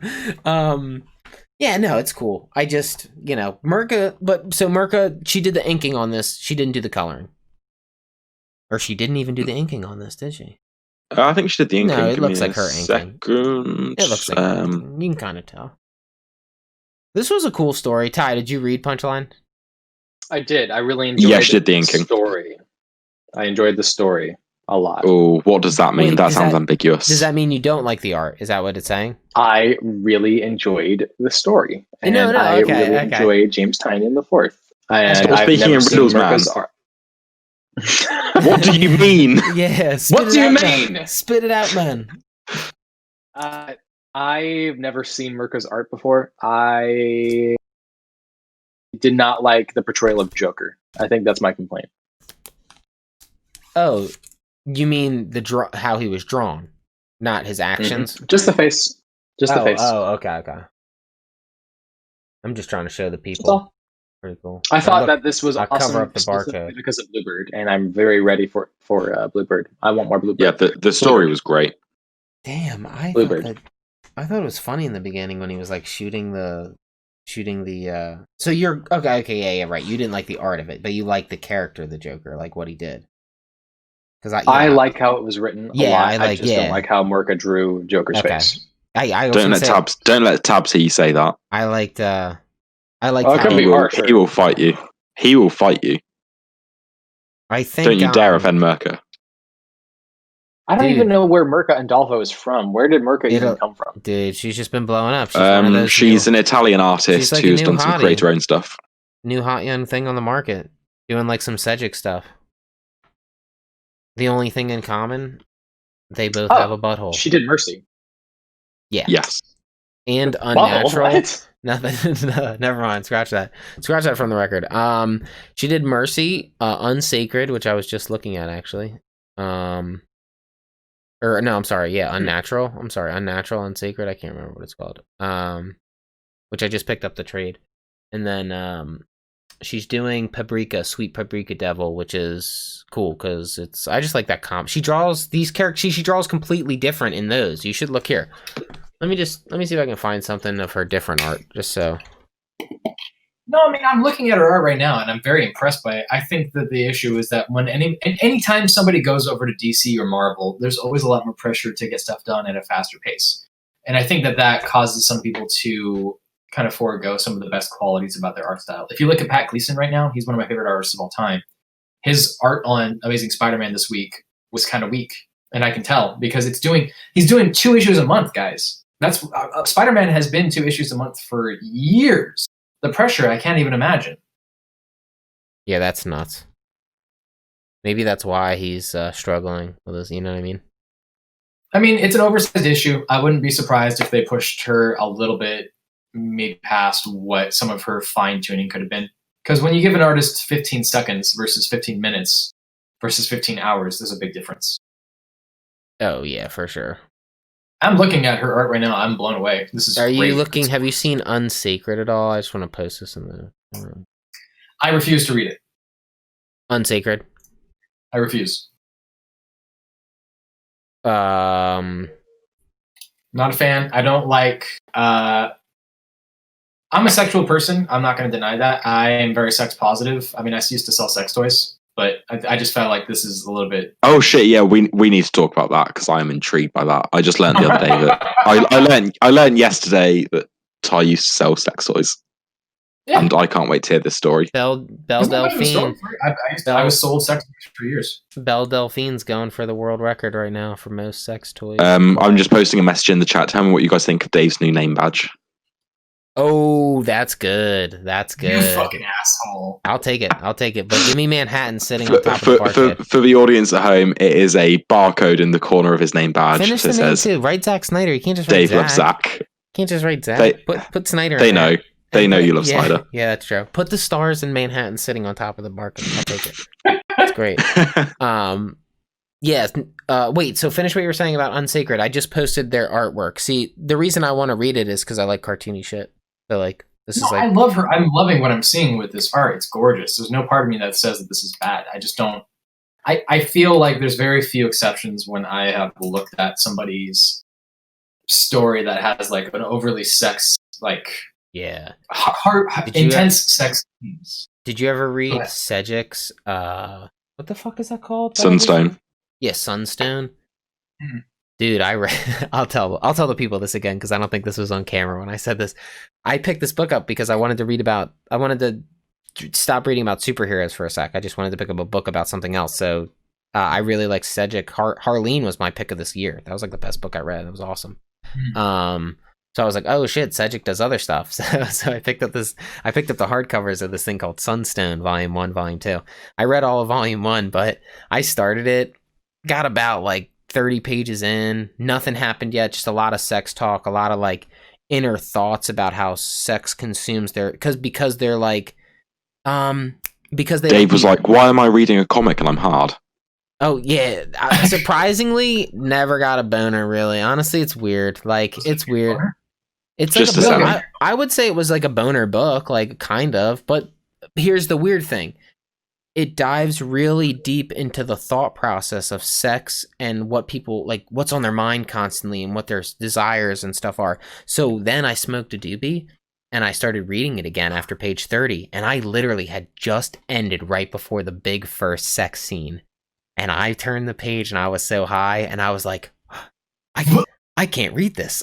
I'm like, this is too much for me. I was like, it was one thing, but like now I'm getting all their thoughts and their actions all in one. I was like, holy fucking shit. So I put the book back on the shelf. See, usually I'll just put a book down, pick it up later. Like if I'm currently reading it, I'll put it right back on the shelf. I was like, no, I got to get rid of these books. They're no good. So then the next day I picked it up and I could finish it. I don't know. I got stoned and I got like prude all of a sudden. I got weird. I was like, this is way too sexualized for me, to want to read. I mean, so I don't disagree with you. I mean, there's going to be moments. I don't know. Maybe I'm weird too. Like I feel weird about. I love sex positivity. I want people to like explore themselves. I want people to be comfortable with it. I'm totally for that. I think the weird thing for me is when he's a pioneer. That's all I gotta say. Sorry, he's a fucking pioneer, dude.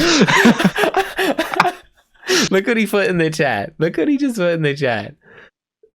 For the audience at home, listen, he filmed Zack Snyder has filmed new Flash scenes with Ezra Miller through a Zoom call for Justice League. He filmed a short movie with an iPhone, okay? But this is hilarious. This is new levels of, dude, pioneer, bro. I can't figure out what happened with Ezra Miller. Dude, that footage of attacking a fan happened. Yo, I looked into it, okay? I did some deep Reddit climbing and YouTube drama climbing, if that counts as anything, and it looks way too fake real. Like, it looks like it's, like, nothing ever became of it. That's the weird thing. You know what I mean? But it's clearly him, like, pushing her over, shit like that. And a lot of people are like, it's a stunt. Mm-hmm. Like, great stunt. Yeah, I know, right? Like, making himself look like a... Yeah, look, you fuck my ass, you know? Like, you're like, what, dude? No, like, absolutely not. Yeah, no, that's hilarious. So I don't know why he would do it, but it sounds like some Joaquin Phoenix type shit, you know, where you go on air like you're high as shit and make an ass out of yourself or something to make the people believe something. I don't know. I'm not justifying the dude's actions. I just don't know. Based on the deep dive in Reddit, nobody seems to know. But nothing ever. You notice how Justice League has some of the most controversy that you'll ever see in a film? Yes. Oh, yeah. Well, right now where we stand, I mean, we have a moment in history. I mean, the last time a director got his cut released was from, I think it was 2001: Space Odyssey. Is it Odyssey? Did I just play that? Yeah, Odyssey. Yeah, Odyssey. He well, you know what I did? David Bowie. We were talking about him. Isn't his Oddity, Space Oddity, the song? Yeah. Well, I would argue this is more like another DC film that got a big director's cut, which was Superman 2, the Donner cut. Oh no, that's what I'm saying. Yeah. Oh, it's the Donner cut. Yeah. It's the Donner cut. The Donner cut. What did you say, Ty? Sorry. It was the Donner cut. Got released a couple years ago, and it and it had been what 40 years, 60 years, whatever the fucking timeline was. 35 years, maybe. That's how maybe long more. The gap was for a director. For a director to get. Ty looks so angry. So for Zack Snyder to get it within a couple years, that's pretty monumental. And I think one thing that we should all take away from this is that, dude, if there's foul play in a studio or something like that, you gotta stand behind your directors and shit, because let their work. Stand by your man. Ty's in a very musical mood today. Yeah, definitely. To the audience at home, we apologize. Because this could happen to your director, you know, where he gets shafted at the theaters or something, and then like you get his cut, and then you find out that the cut that the guy made isn't even the same sequence in which the movie was released theatrically. You're like, holy fuck, they like exactly. DC release the Schumacher cut of Batman and Robin. Yeah, give the nipples one more time, nipples. Are you sipping on wine, Sean? This is water. Oh, it's water. Okay. It looked a little white. It looked a little new. No, that's water. Just good old fashioned water and vodka. Water. Water. Don't worry, boys and girls. Yeah. So I just think if anything, take that from it, that it's a big movement for a director. I think it should happen to more directors. I think we got to start standing up for and get. Well, I think it shouldn't happen to more directors. I think the thing we need to address is directors shouldn't have their vision fucked with them. In the first place. That's what I was going to say. Like, studios should stay out of the way. They shouldn't hire somebody for a job and then tell them how to do it. Otherwise, they should have just done the job themselves. You know. So that's I would agree with that. Yeah. Moving back to Punchline real quick, because just to go over, like, so this was cool because they introduced this character and then they did a backstory, and it's pretty cool. She also has a story in the Joker 80th anniversary one shot, but I haven't read it. How do you feel about her drawn, Ty? How do you feel about her? Because I think she's great in this. I think there's nothing about the way that Mirka drew any other character that I have a complaint about. Okay, I just don't like that Joker. That's it. I personally think that this is the best Punchline I've seen. This scene, like that panel, she's really good with expressions. Hold on, I'll find one. Dude, she nailed an expression in this book. It was fucking. I think it was between the brother and the sister. This issue is the most that Harper and Cullen have had to do in half a decade at least. Yeah. Yes. And I'm frustrated about that because I really, really want more Bluebird, and I've been given no Bluebird. They are cool characters. Bluebird is a solid character. It's weird you say that you don't like the Joker, only because he looks almost like he's got the long chin, like in a scene like this. Like, you know, it's weird. He looks almost like... That's a great throwback to the Alex Ross picture, by the way. Kind of what I'm... Yeah, can you post that in the chat? I can have a look for it, yeah. Do your due diligence. I have to say my one... Oh, you guys said you want Bluebird. Oh, yeah. Bluebird is the girl in this book, right? Yes, Harper Row. Harper.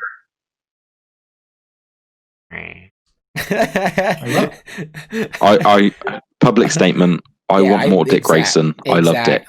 That looked, and look, even in that, like, that's like a realistic photo. He kind of has the long chin, even in the real, like, a realistic depiction that Alex Ross you just sent. Okay, so yeah, but I guess my thing is like this portrayal in Punchline just looks a little bit too like it looks like a skinny Frasier. Brendan, what's that guy's name? The guy who played Frasier? Kelsey Grammer. Yeah, it looks like a skinny Kelsey Grammer wearing a green wig. Alex Ross. I do kind of see his expressions are a bit over exaggerated a little. Yeah, it's they're definitely over the top. It's just a preference thing, you know. I'm not saying that Merc is a bad artist. That would be a lie. No, I was trying to figure out what it was because in the one scene, like in the one where he was holding her, I was like, it kind of looks like he's profiled pretty well. Like like in this one, in this scene in particular, I guess I can't see how skinny he is because it's all blacked out. That one I don't know. Yeah, like that one kind of looks decent. I want to find the one where he did like, dude, there was like a wink and like a nod and a lip raise and an eyeball roll or something where... A wink and a rod. Do you think... Tuck and a roll. I thought that was Merca because like, I don't think you can see it, Sean. Or not Merca, Mercy, because she has a inflection right there. A little mole. You can't see it. I can't see it. Yeah, what page is that? How far through is it? Like midway, kind of. A little more than midway. 2 pages more than midway. It kind of looks like her. It looks like almost like a little mole there or something like that. Yeah, Tabs would want to talk about the art. So I'll do it for him. I actually almost didn't. I'm kind of happy that I did, though. This was a good read. I think. Yeah, it's really good. Do you think this will have power in the market? Speculating market? No. Are you trying to sell your issue? Well, kind of, because, like, one, it's got the barcode on it. I'm kind of like, I did like the story, though. God. I'm going to start making a goddamn tally for every time you bring up the fucking barcodes. Listen. If your vinyl records had barcodes on it, you would be salty. That's all I'm saying. I don't need to see that. But anyway, yeah, Punchline, it was pretty good. It's cool how they got to give us the character and then tell us how the demise happened, you know? And it was nice seeing Harper and Cullen for the first time in years having an actual role in a story.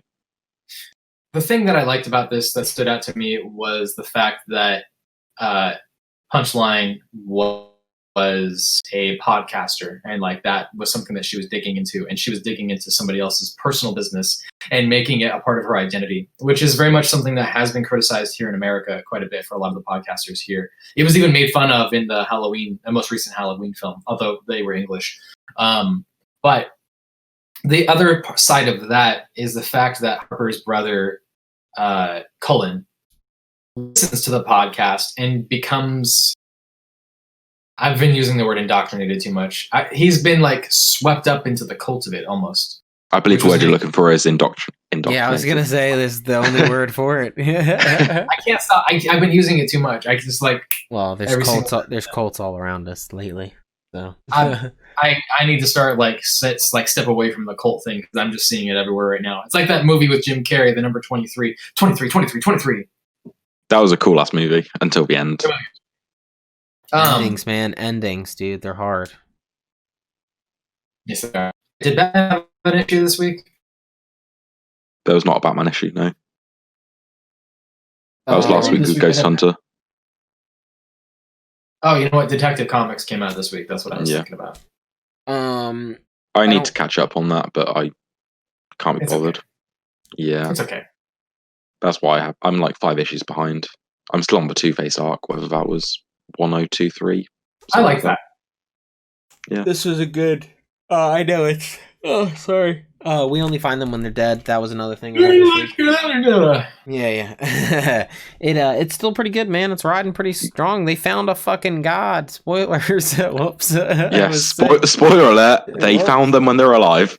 It was fucking sick. I was like, holy shit. So who knows what's gonna happen? But they got a lot of. This is a lot of things happening. I'm loving this series. It's so fast moving. It's so colourful. It reminds me of Firefly. Yeah, I think it's dope.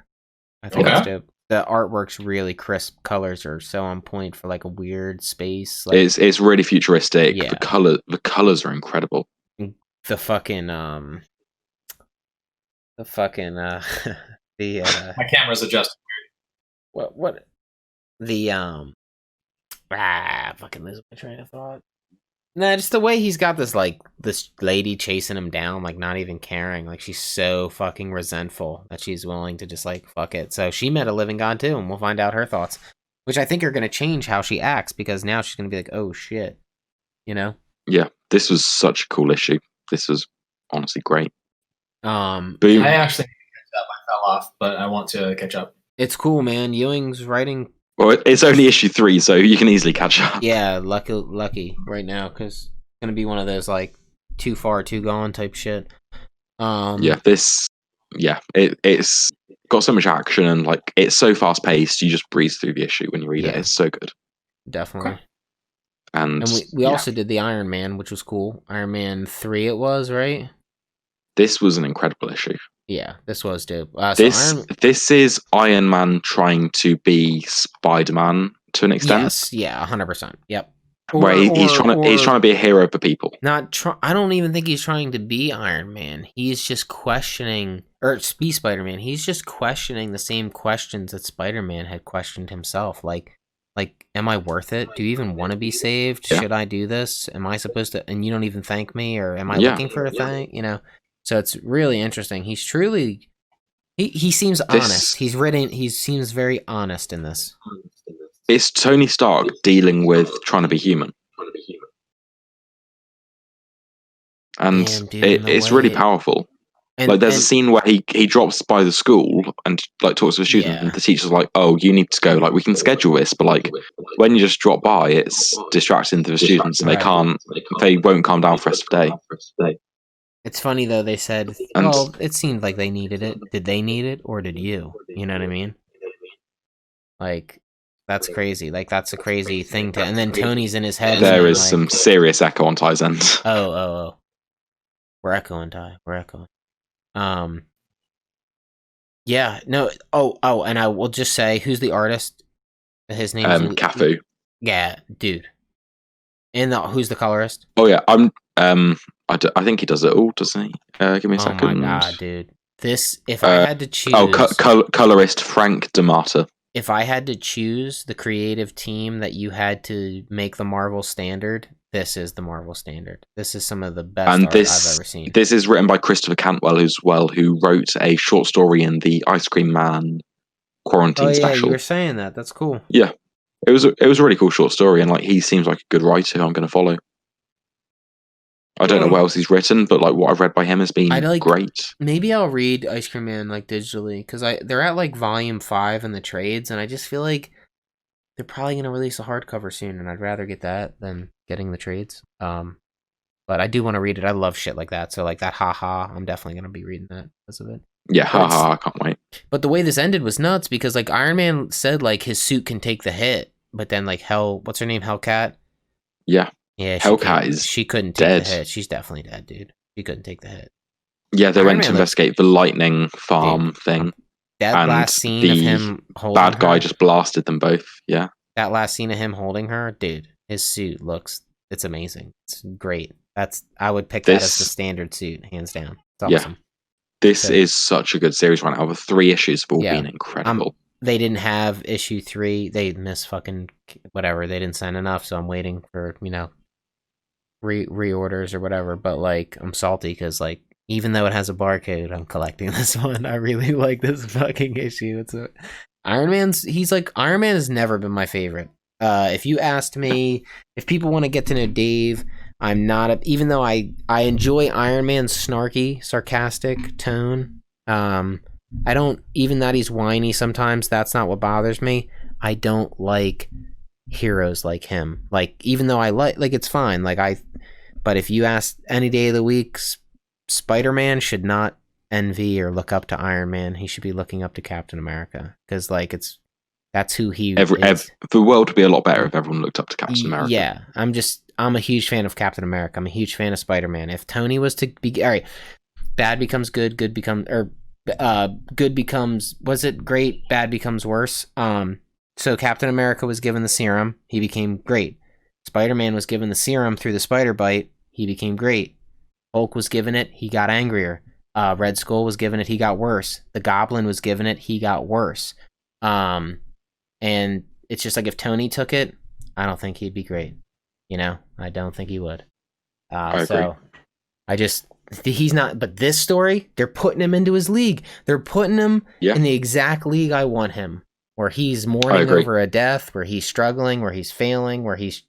It's making Iron Man human. Yes. They're taking him, which is really interesting, because at this point he is a clone with an AI downloaded into his brain, so he is not human. And he's dealing with his humanity. He's dealing with his. Did I miss all that? That was what was done in Bendis' run and Dan Slott's run, and Jesus Christ. So it's dealing with his existentiality in a really interesting way, where it deals with like what is a man, but some of his memories. Did you see on the last page? Like, if he remembers being human, is he human? Did you see on the last page? It's like next. It's like Hellcat and Iron Man, like. And then it's like through his arc reactor. It's like a red page. Do you see that? No, I don't have it up. Give me a second. Just the art's like, dude, Alex Ross. I don't want to see him in panels unless sometimes I've seen him in panels. It is cool, but I'm not. I really need to read Kingdom Come, dude. That Iron Man suit. It's one of the big classic stories I've never read. He's one of the best, man. Like. With his art, we all should be. Like I said, he's not my favorite, but I'll never say he's not good. He's a good artist. Is he doing all the colors himself and shit? Really? Like, I don't even think he paints it. Yeah, I was gonna say there isn't an inker, because there's no lines on his work. He doesn't do inking. Like, if you notice, they're all paintings. Yeah, he's a true artist. Like, so when we were in art class, they used to tell us, no, you're not allowed to draw lines. You have to turn the shape into a three-dimensional object, and by adding a line you're losing the 3 dimension. He doesn't have any lines on his work. It's all shading. That bit at the end is calling the arc reactor, where it's about Hellcat. Look at how good his suit looks though, like so many great shading colors, like muscular nodes and stuff. It's really top notch, dude. What a great suit. So Iron Man, anybody want to pick up a Marvel book right now? Pick up Iron Man. It's awesome. This is the one you need to be reading. Best Marvel I'm reading right now. I'm kind of surprised. Like, I'm looking through the first issue right now, and I'm kind of wishing that I had like picked up a little bit more with it. It's actually pretty captivating. You can probably. We've been telling you for the last 3 months. You can read probably. it.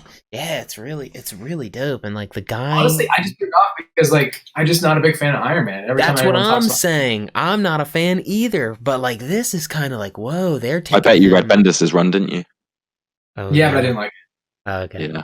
But if you dig like Spider-Man and stuff, like this is totally. He's becoming like he's ground level right now. He's baseline, meaning he's broke. I can see why you say that. Honestly, the first thing that stands out to me is the colors remind me of Matt Fraction's run on Iron Man, which in my opinion is one of the better runs. That's interesting, because I've heard mixed things on that. It depends on who you ask, and it depends on what parts you're looking at. The ending was kind of ass, but there was so much about it that was very, very, very unique. My biggest complaint is the artist. I despise him. He's one of the tracers, just like Greg Land. For this Iron Man run?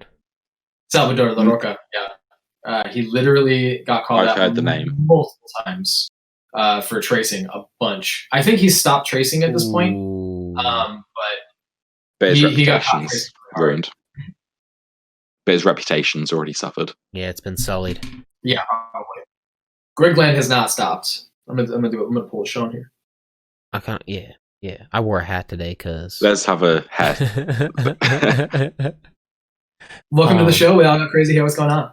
So we let's stick with Marvel real quick, and we'll do X of Swords just to kind of gloss over. Yeah, it happened. The fighting has begun.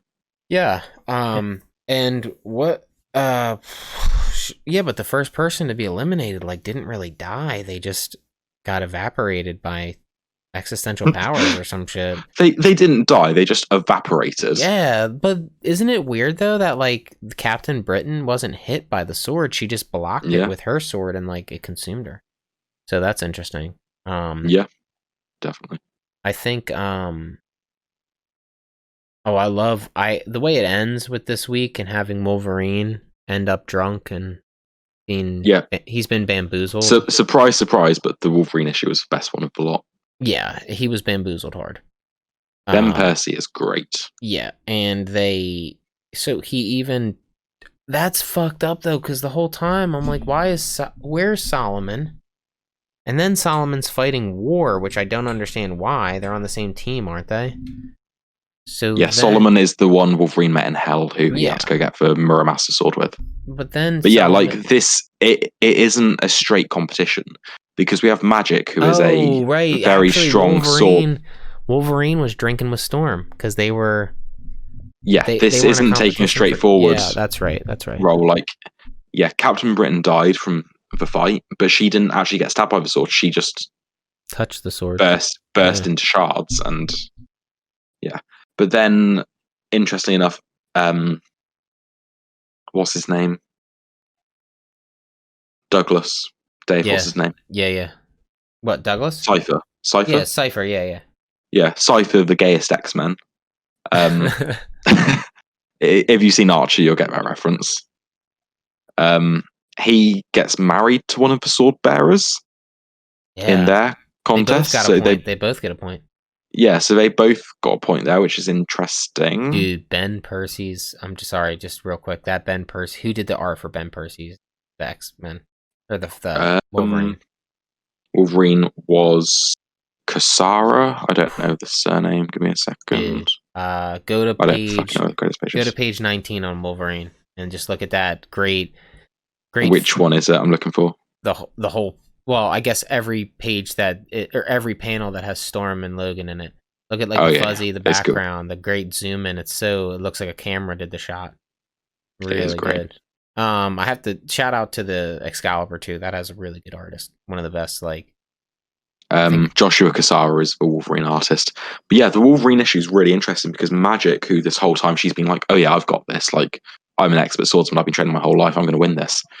She is not challenged to a sword fight. She is challenged to an arm wrestle with a massive Killer Croc looking figure. That was fucked up. And obviously she loses because she's a skinny little white girl against a massive crocodile man. Yeah, there was no way. I'm trying to see if then we get Wolverine versus Solemn. No, not Solemn, Summoner. And Wolverine kills him. He throws a Muramasa sword into Summoner's eye and takes him out. What a loser. Yeah. But they pull a plot twist there and they're like, oh, it was a fight to the death. Yeah, that was fucking stupid. He died, so he wins. I liked it. I liked it. But I hated it too. Yeah. Then Storm and Wolverine are challenged to... artwork is really good as well.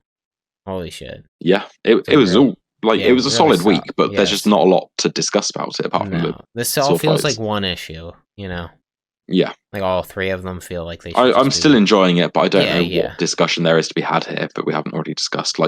Wolverine has to fight War and he wins. He cuts her hand off, but how does he win? All he does is cut her hand off. That was the one thing that made me just wonder, because she lost her sword. Did she? That's it? She had to just drop her sword? So. Okay, fair enough. Never know. It was a solid. That art in Wolverine is amazing, dude. Honestly, that might be better than the Iron Man shit. Holy hell! I'm sorry, was this X Factor or? This is just Marauders, Excalibur, and Wolverine. There are 3 parts of X of Swords this week. Got it. It was. It's a really fun story, but there's just not a lot of discussion to be had on it. Personally, it's fine that there's foul play and that the story isn't going, but I really thought we were just going to get a battle royale all them versus So did I. us. Just fuck it. Let's just go. Just like Dragon Ball Super was due. Fucking battle royale. All right. So Yeah. So that was our Exo Swords. That's what happened, boys and girls. If you are interested in the story, well, you better catch up because you're fucking way late. Get on it. It's happening. It's happening quick. So you might wanna get on it. It's cool though. It is cool.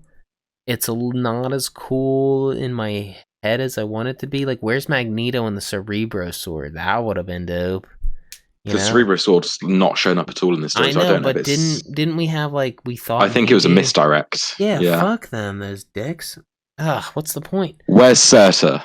Yeah, where is Surtur? You can't have. Yo, that bitch has the sword though. I bet you like something's happening. Something's happening. We'll see. We'll see what's going on.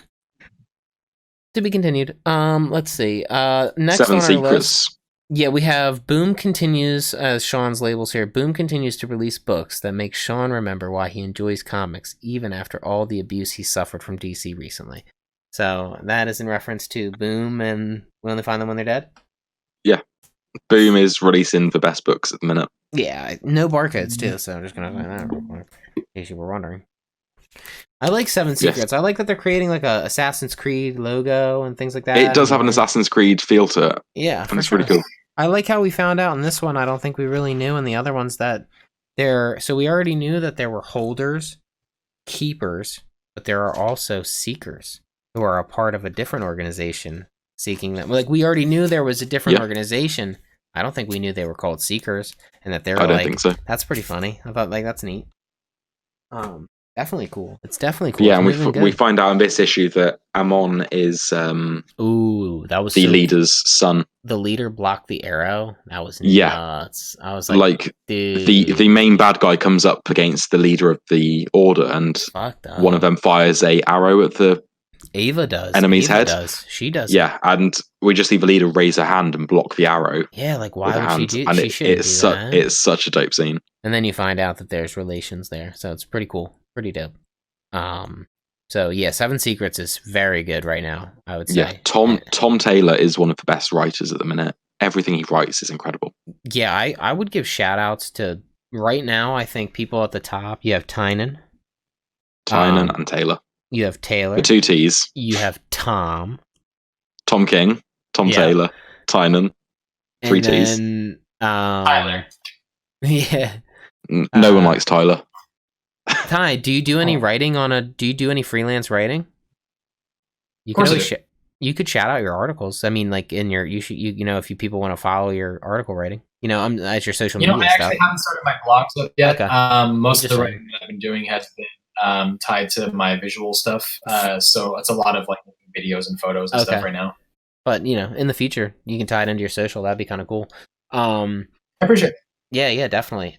So 3 T's. I think that. Damn, I had another one. It wasn't a T though. It wouldn't have been a T. Then it's not worth mentioning. Oh no! Come on, there's got to be one other. Who was it? It was who? I don't know. Who Frank Thierry? Oh no, wait, that T made me drop all DC books. Oh shit, man, you're rough. That's the same writer, by the way, who did the Scream books, unfortunately. The what book, sorry? The Scream books, from the Absolute Carnage stuff. And I say unfortunately because I actually kind of liked him, but I mean, Tabs loves Scream. He's so happy that Scream is coming back. Did you see that? Yeah. Doesn't Null? I just saw like Null #1, like for the King in Black. He looks like The Witcher. Like he kind of looks just like The Witcher, like just a little more godly. But he's got long white hair, and he's kind of pale, and he's got a sword, you know, and he kind of rocks like Garms, you know, like old school shit. It's fine. It's about time they bring Null in. I mean, it's about time he just addressed like his point in this whole thing, you know, because I kind of, once again, I thought it was cool, like Null. He was this god who created like, you know, the symbiotes as a way as a whatever, but then like fucking 30 symbiotes later, you have a symbiote family, just like you have a Spider-Man family, just like you have a Lantern Corps, a Flash family, a Bat family. I'm like, oh man, we always do this. We always do this. The symbiotes were supposed to be different. They were supposed to be like Venom from Weapon X. He's the first Weapon X project. It's pretty cool retcon. I think it's written in the Wolverine story, but like it's neat that like shit like that. But all of a sudden, the thing is that there's always going to be some sort of an expansion on these things when new writers take over. So I think that's kind of to be expected. I know. I mean, I think the history of Wolverine. Yeah, I think one thing that bums me out though is when you, just like you guys have with Bluebird, like you like that, and I'm just not a big fan of tokenized characters. Like it's just I'll be back in a minute, guys. Yeah, sure. I don't know, like all of a sudden it's like I'm not a fan of Falcon as Captain America. I just don't think I'm cool with Falcon being Falcon. I just wonder why you would change your name if you had a name. Like what's the point? Like it's all good. Like you're you. I didn't necessarily mind that. I just think that I actually think that was kind of cool. I think that Falcon replacing him was a good choice. Either him or Bucky. I think he can replace him. I just don't think he should. I think he be your own man. I kind of feel bad for Miles Morales to a lot of Spider-Man fans. Like I'm impartial. I'm cool with it, but like people don't want tokenized Spider-Man where it's like, oh, it's all the same new joke. This is our way of like kind of keeping Spider-Man going. I'm like, fuck. I don't disagree with you. I think that there's something to be said about having to continuously make characters based on already established characters, and I think that that's unfortunate. But at the same time, some characters, honestly, super process. I mean, in my opinion, Reed Williams, Ironheart is a much more interesting character at this point than Tony Stark, and I like Tony Stark. I like Tony Stark a lot. I think She-Hulk's a good way too. I think she was written in well, like giving like a story for her, and I think Miles Morales was written in well too. I think I love Miles Morales. I think Miles Morales is anything I love. I think the hill that you're trying to climb to reason with people is that they are just so they don't even want to hear it. They're like, oh, it's literally just Black Spider-Man. It's literally just female Hulk.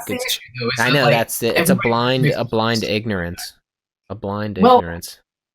If you were from the outside and you didn't know anything about comics and all you heard about was, this is the new Black Spider-Man. I mean, here's my thing.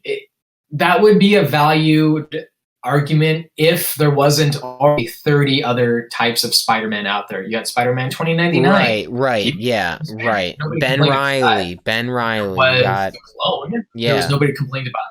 Right. I mean, there was different options that people just... The truth of the matter is... Spider-Woman. They don't like that they're women or black, and that really pisses people off. Yeah.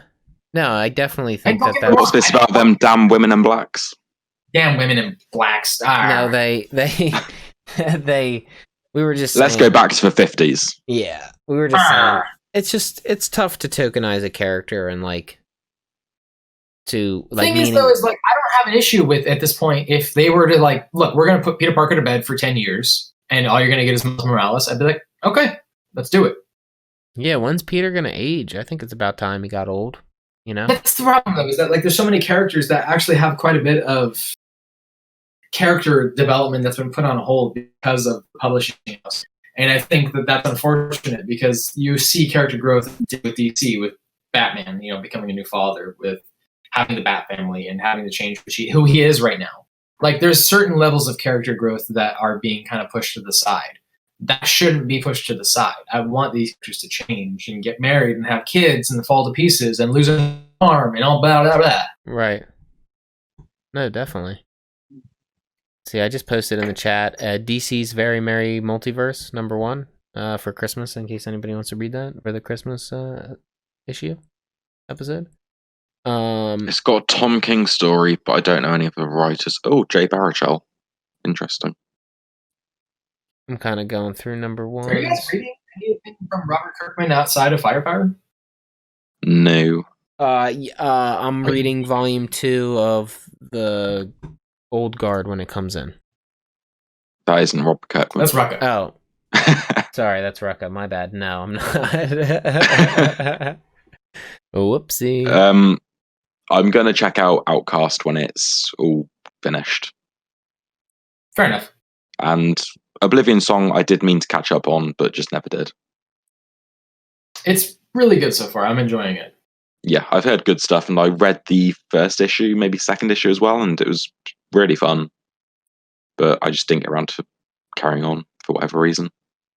Dude, there's some shit coming out, man.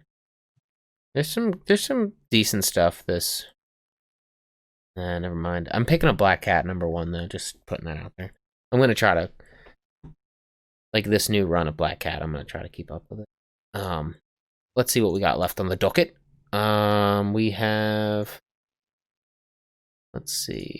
Ty, do you want to mention Bendis' Superman issue 27? Yes, I do. Did you actually read that? No, I've dropped DC. So this is the penultimate. Yeah, don't you know? Forgive me. This is the penultimate issue for Bendis. It's the issue before last, before he hops off Superman. I am kind of surprised, actually, because this is still a captivating story. It's not like his traditional stuff where he just kind of ferries off into whatever. This actually is a continuing story that does look like it's going to have an ending. He's still fighting an alien right now. Is it a big action sequence, basically? Yeah, sure. But there's a lot of thought that's going into this right now. It's still him saying, I would rather talk to this alien and try to talk it out rather than punch everything. I don't want to do that. At one point, he actually loses his temper a little bit. He says, whoa, I don't want to be that guy. Which is really important to me because I think that really humanizes the character quite a bit. I'm interested to see how this ends because I feel like he's going to be passing this off to another writer, and I just want to know what's going on here. This alien in specific is very interesting. I'm going to pick it up until the end, and I'm actually enjoying this. I'm enjoying it more than Young Justice right now. I'm always going to recommend Bendis to people. I think that there are some exceptions where his storytelling gets a little flat. I would just like to interject and say enjoying something more than Young Justice isn't a high bar. Young Justice was don't be so brash. The entire series of Young Justice was filler. Here, I posted another Christmas one you can read. Anybody's down. There was actually really talented artists, and of course Bendis is talented. It just wasn't something that I was happy about. And yeah, the writing was fine, the art was fine. It was just the actual story just went nowhere. This has actually made me decide that as much as I'm really enjoying the Superman run, I'm actually going to start being very picky about what Bendis puts out now. I used to be just I'm going to hold off a little bit, read Legion right now. Because you used to be a Bendis bitch. I think I feel the way, and I can't, the way you feel about Bendis, like how you like him, he's a writer that you've enjoyed over the years and stuff. I think I have one of them, but I don't actually read much of him right now. But the few things I have read have made me like a diehard, just waiting for his collecteds to come out at this point because I'm too late to collect the singles. But Donny Cates, Donny Cates is like, I can't wait for all his hardcover. Like, I'm waiting for the Cosmic Omnibus. I'm waiting for all his shit to come out because I missed the skinnies. I should have gotten on Venom right away, but then you tell me about Spider-Man, that he will one day do a Spider-Man, and then you tell me he'll one day do a Batman run, and I'm just like, oh, dude, like, Donny Cates is He's got future. A 5-year Batman story planned. I put all my chips on Donny Cates. So here's the thing. If you do want to read some Donny Cates right now, something that I'm going to recommend that you pick up is the trade for Baby Teeth. I've really enjoyed it, and honestly, I want to read more or see more Gary Brown art. I like his art style. I'm also going to recommend that you check out Redneck, which I have think Redneck. I just haven't started me and Dave are gonna read it at some point. I just haven't started it yet. Yeah, I have it. I want to mention this really quick. Crossover is not a limited series. But it's an ongoing? It's been confirmed as now an ongoing. Whoa. What the fuck? That's deep. That's deep. I feel like he comes in and he's like, I'll do 2 issues. No, you know what? Well, okay, fuck it, 60 issues. Damn, that would be crazy if that's what that is crazy because that I don't even know what the fuck's going on. No, I don't even know either. I'm actually really excited about it. I love Donny Cates. He's my guy right now. I'm pumped. Oh, what is this? Yeah, Yeah, what the What did you send in the chat? What is this? I'm just posting some shit that I go What the through. fuck is this? What's this, though? AV Gray. What's... Yo, let me send this to Sean, and you tell... This is great radio, by the way. I'm just sure everybody who's listening to this is just being like, what the fuck are they even talking about? Yeah, if you... Yeah, well, then you'll know. You tune into the visual... I guess you'll only be seeing us, not our screens. Never mind. Yeah, that ain't gonna help you. Here, look at this, Sean. Tell me if this is if this looks like it's been stolen, or if this is just the Spanish version. What the fuck is this, dude? Herman, #1, comes out December. What? What the fuck is going that on? cover? What the fuck is that cover? AV label? What the fuck? How is that gonna fly? To our listeners, what we're looking at right now is something called AV Gray Label Herman with the thumbprint image. It's very directly. It's the Rorschach cover. It's the Rorschach cover. Aardvark Vanaheim Parodies, a comic less than a year after it comes out. Okay. The main character of this book's called Frank Miller Wool. Jesus Christ. Is anybody interested in Ginny Hex? Just wondering. No. It just looks like a cool cover. Really. Okay, just wondering. Just look like a cool cover. I mean, it looks cool, but... Go ahead. Yeah, she was in Batman Universe and Young Justice, and she just didn't really do much. She was fine, but... She's okay. I mean, I didn't really hate her or anything. I just wasn't, like, captivated. Yeah, she was just sort of there. So many issues at this point, I actually really need to cut down. So yeah, I'm actually really me too. Just do what I did and drop all your DC books. Yeah. Fuck you, no. What I'm really surprised by is that you guys aren't reading anything by Grant Morrison right now, since they're. I'm collecting. I've never read Green Lantern Year 2, but I'm just gonna Season 2 even. And I'm just gonna binge it when it's all done. I've never read a Grant Morrison book yet. I do have Arkham Asylum. We're gonna jump straight in with Final Crisis. So yeah, so I've never read Grant Morrison. The most confusing comic ever made. Because no, that's not even the most one. This is the most confusing comic ever made that I'm reading right now. This is next level weird. He scares me. Everybody tells me he should. Yeah, everybody tells me they should. He's very dense, and I say, well, everybody tells me that they are very dense, but, and then I reply, well, I'm very shallow, so I guess I'm not gonna be there for it. I don't know. I'm down to read. I'll start with Arkham Asylum when the time comes. Yeah, I need to reread his Batman stuff. I'm gonna recommend actually something else. I'm gonna recommend All-Star Superman. Yes. Oh yeah, I heard that's really good. I heard that's dope. That's it's a incredible love letter to the Silver Age era of Superman. Yeah, that's cool. I've never read Arkham Asylum though, so I'm happy to read it for the show if you guys want.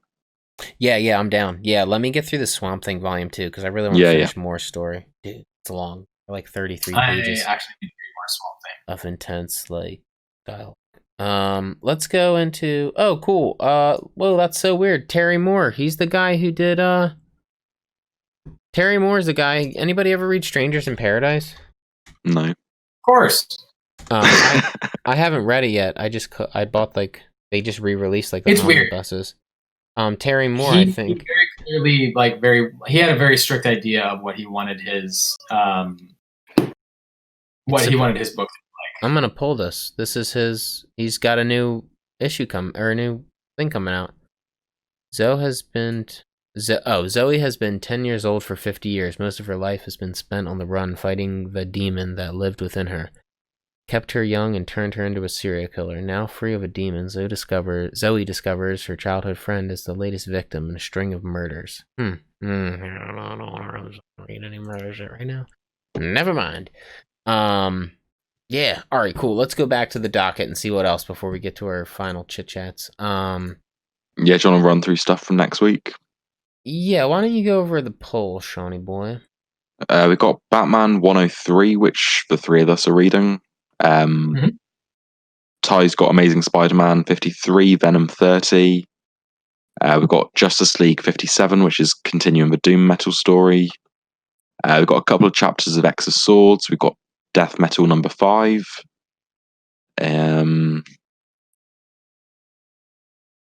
Rorschach number 2. Catwoman number 27.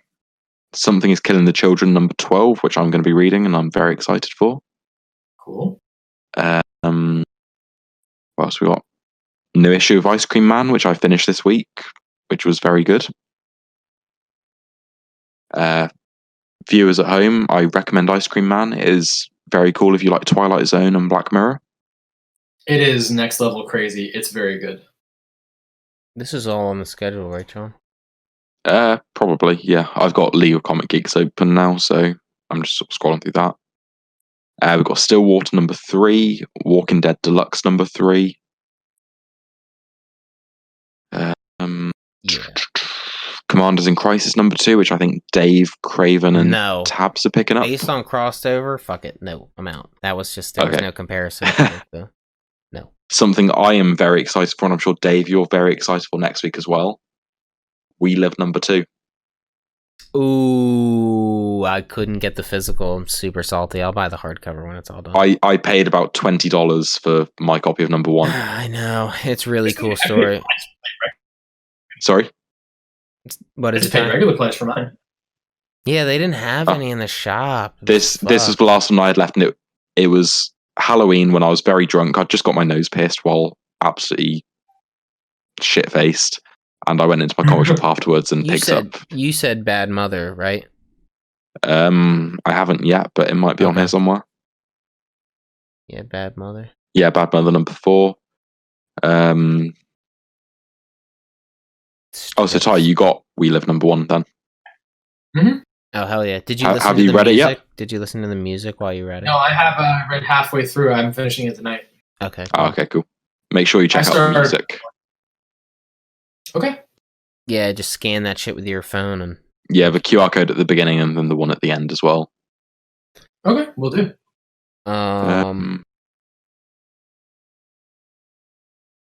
Yeah, I think that's mostly it. Was anybody interested in the Web of Spider thing I posted in the chat? Just wondering. I'll probably be picking. Just like a new number 1 Spider-Man story. Might as well that looks a little weird to me.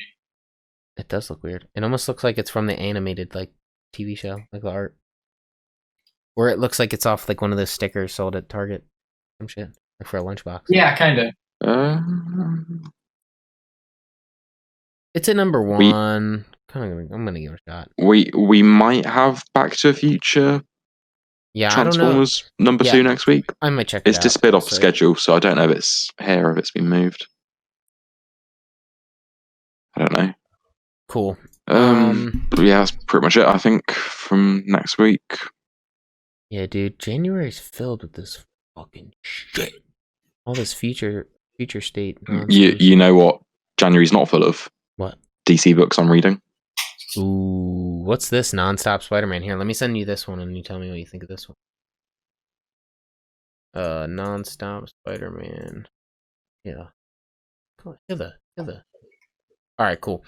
So, see what you think of that. And we'll start signing off, but I've seen some people do this on a podcast where they like slowly sign off. I'm going to do mine first. If anybody's interested in following anything I do, or anything I post, you can see my shit at Instagram at Fleece Fist or on Twitch where I play music. I just like jam with my buddy and shit. So you can always check that out. But we have a dog on screen at the minute. We do. Kind of. For all you podcasters out there, you're missing out. Sean, did you look at that Non-Stop Spider-Man? Yeah, I don't know the creative team. I'm probably not going to bother picking it up. What's up with all these number 1 Spider-Mans coming out real recent? Spider-Man sells, number 1 sell. Ooh, yeah, that's true. I believe. Do you see the Future State Suicide Squad issue? That looks pretty cool. That is written by Josh Williamson, I think. So I'm probably going to check out some Future State stuff, but like, I just want the cover. I don't know what my DC pulls are going to look like in that shit on purpose. March. Fucking loser. Probably nothing at this. Well, it depends on what happens with Future State, right? I don't know. I don't really know how much of the Future State stuff I actually want to pick up, but I'm going to try. I'm going to check out a few bits. I'm going to check out Immortal Wonder Woman because it's got some great art with Jen Bartel. The next Batman will be cool. I feel like if I'm not, I don't know. We'll see what happens, and we'll see what creative teams are on books afterwards. If I'm not going to buy all of them, I'm not going to buy any of them. And I think I'm interested in the story, but I think I'd rather be told the Cliff Notes. You know, the next day after they release from all the fucking news outlets who say, like, actually, the cliff notes suck because news outlets are like, Superman fights different versions of Superman, and then he never fought any Superman in the comic at all. So, I know. fucking losers. Read the goddamn comic. All right, I'm just going through. We've got Ram V writing Swamp Thing, and that cover looks quite cool with Statue of Liberty. What is it? Like a new Swamp Thing changeover or something? Future State. Oh shit! Yeah, I did see that. It's Ram V doing it. That's cool. Yeah, he's cool. All right, and then the last number ones, we got Man Bat number 1 coming out February 2nd. I'm gonna be picking that up. I don't even have any clue what that's about, but that sounds dope. If I had to take a guess, I'd say it's a Man Bat story. What is it? Oh, a Man Bat story. If you had to guess, that I would say that. Yeah, I would guess it's Man Bat, but that I could be wrong. Yeah, you might be. But you know what? It's a Swamp Thing story. Let's see. It says for years, Kirk Langstrom has struggled with his monstrous alter ego Man Bat and the serum that transformed him, but he's finally hit rock bottom following a devastating setback. He's going to take his anger out on every single citizen in Gotham City. Will the combined might of Batman and the GCPD be enough to stop Langstrom once and for all, or will this just be the start of Man Bat's devastation? Cool. I'm down. I really do like the, I don't know, I think Man Bat was a cool alter to Batman. Just like having like a fucking bat. An actual like bat. Like it's neat. Poor scientist. Just did the test, you know? Was just doing, what was he testing on again? He wanted to see himself, I'm guessing, because he turned into a supervillain. No. He wasn't supposed to. It all went wrong. No. What was he? What was he? He was testing something. I don't remember what his what Kirk Langstrom was working on. Let's find out before we end this. Let's see if it just says it real quick on his wiki. What his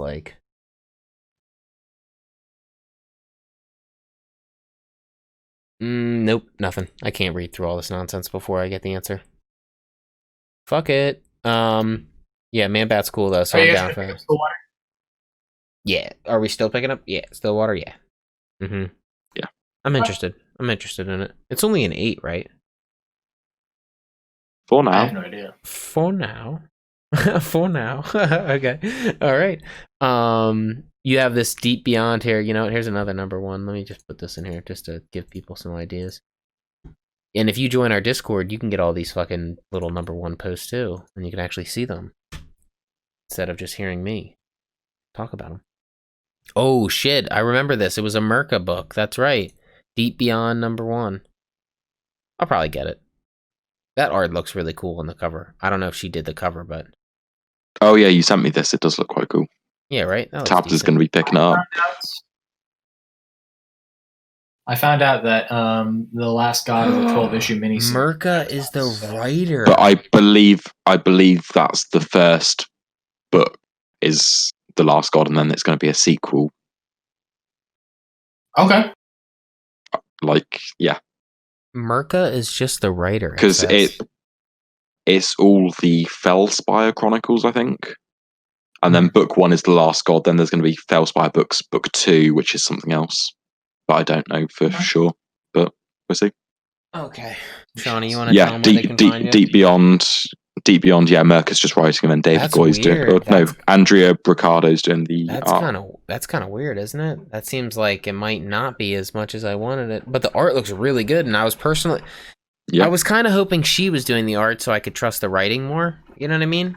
But I'm interested to see if her writing's better on this, because I didn't enjoy Mercy. This is, you know what? This is interesting too, because she'll just be a writer. She has no excuses. You know what I mean? Or whatever. She does not. Yeah. All right, word up. Why don't you tell them where they can find you, Shawnee? Yep, you can find me on Instagram and Twitter at Sean.Walsh747. And let's see. Did we miss anything going over stuff? We went over what's next. Ty's just waiting to do his little sign out. He's like, give me 1 sec. I was just seeing if there's anything left we had to go over. Nothing, I don't think. Ty, you want to tell them where they can find you? Sure. You can find me on Twitter. It's going to be talking about comics, talking with no G, about with no A, and comics with an X at the end. Oh, and you can also find me on TikTok. Tyler Brown is here. You can nice. You can. Yeah, you can see it. You can see him fighting Ethan Van Sciver on Twitter. Ty's probably the most interesting one to follow. Yeah, because to see his little arguments. Because I'm fighting a hazard. Yeah. Like like it's funny. So it's perfect. All right, and then for us at Sourcewall Comics, it's always a pleasure. You can follow us at Twitter, SW Comics. Fuck Twitter. And Instagram, Sourcewall Comics. Any other social media garbage like let's see, Patreon. You can find us there. Just click the links in the description. You got it. If you want, we're still brainstorming ideas to incorporate fans and stuff like that, like people who want to chime in and talk comics, maybe have a guest once a month, something like that. We'll see. We were going to do some MCU stuff tonight, but that kind of went by the wayside due to some technical difficulties and my brain being a fart. So what I think it's pouring here, so sorry if you can hear that. No, it's pouring over here too. Okay. Well, that's expected. It's probably pouring in all regions right now. You're in Seattle. It rains there. It's dry in England. It's not raining in England for a change. When we get the rain, you get nice. Jesus Christ, it's a death out there. You get the rain, we get the pain. Yeah. So, we're gonna figure it out. And then until now, you'll see us next week, same time, same place, no technical difficulties.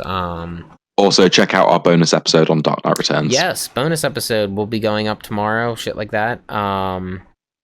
Check us live. Yeah, like I said, live next week, Sunday. Next week, around 4 p.m. Eastern Standard Time. Because we got to deal with the Brit and then Seattle. So, we kind of space it out that way. But all right, let's say goodbye. Bye, y'all. Catch y'all later. Fuck you, Van Sciver.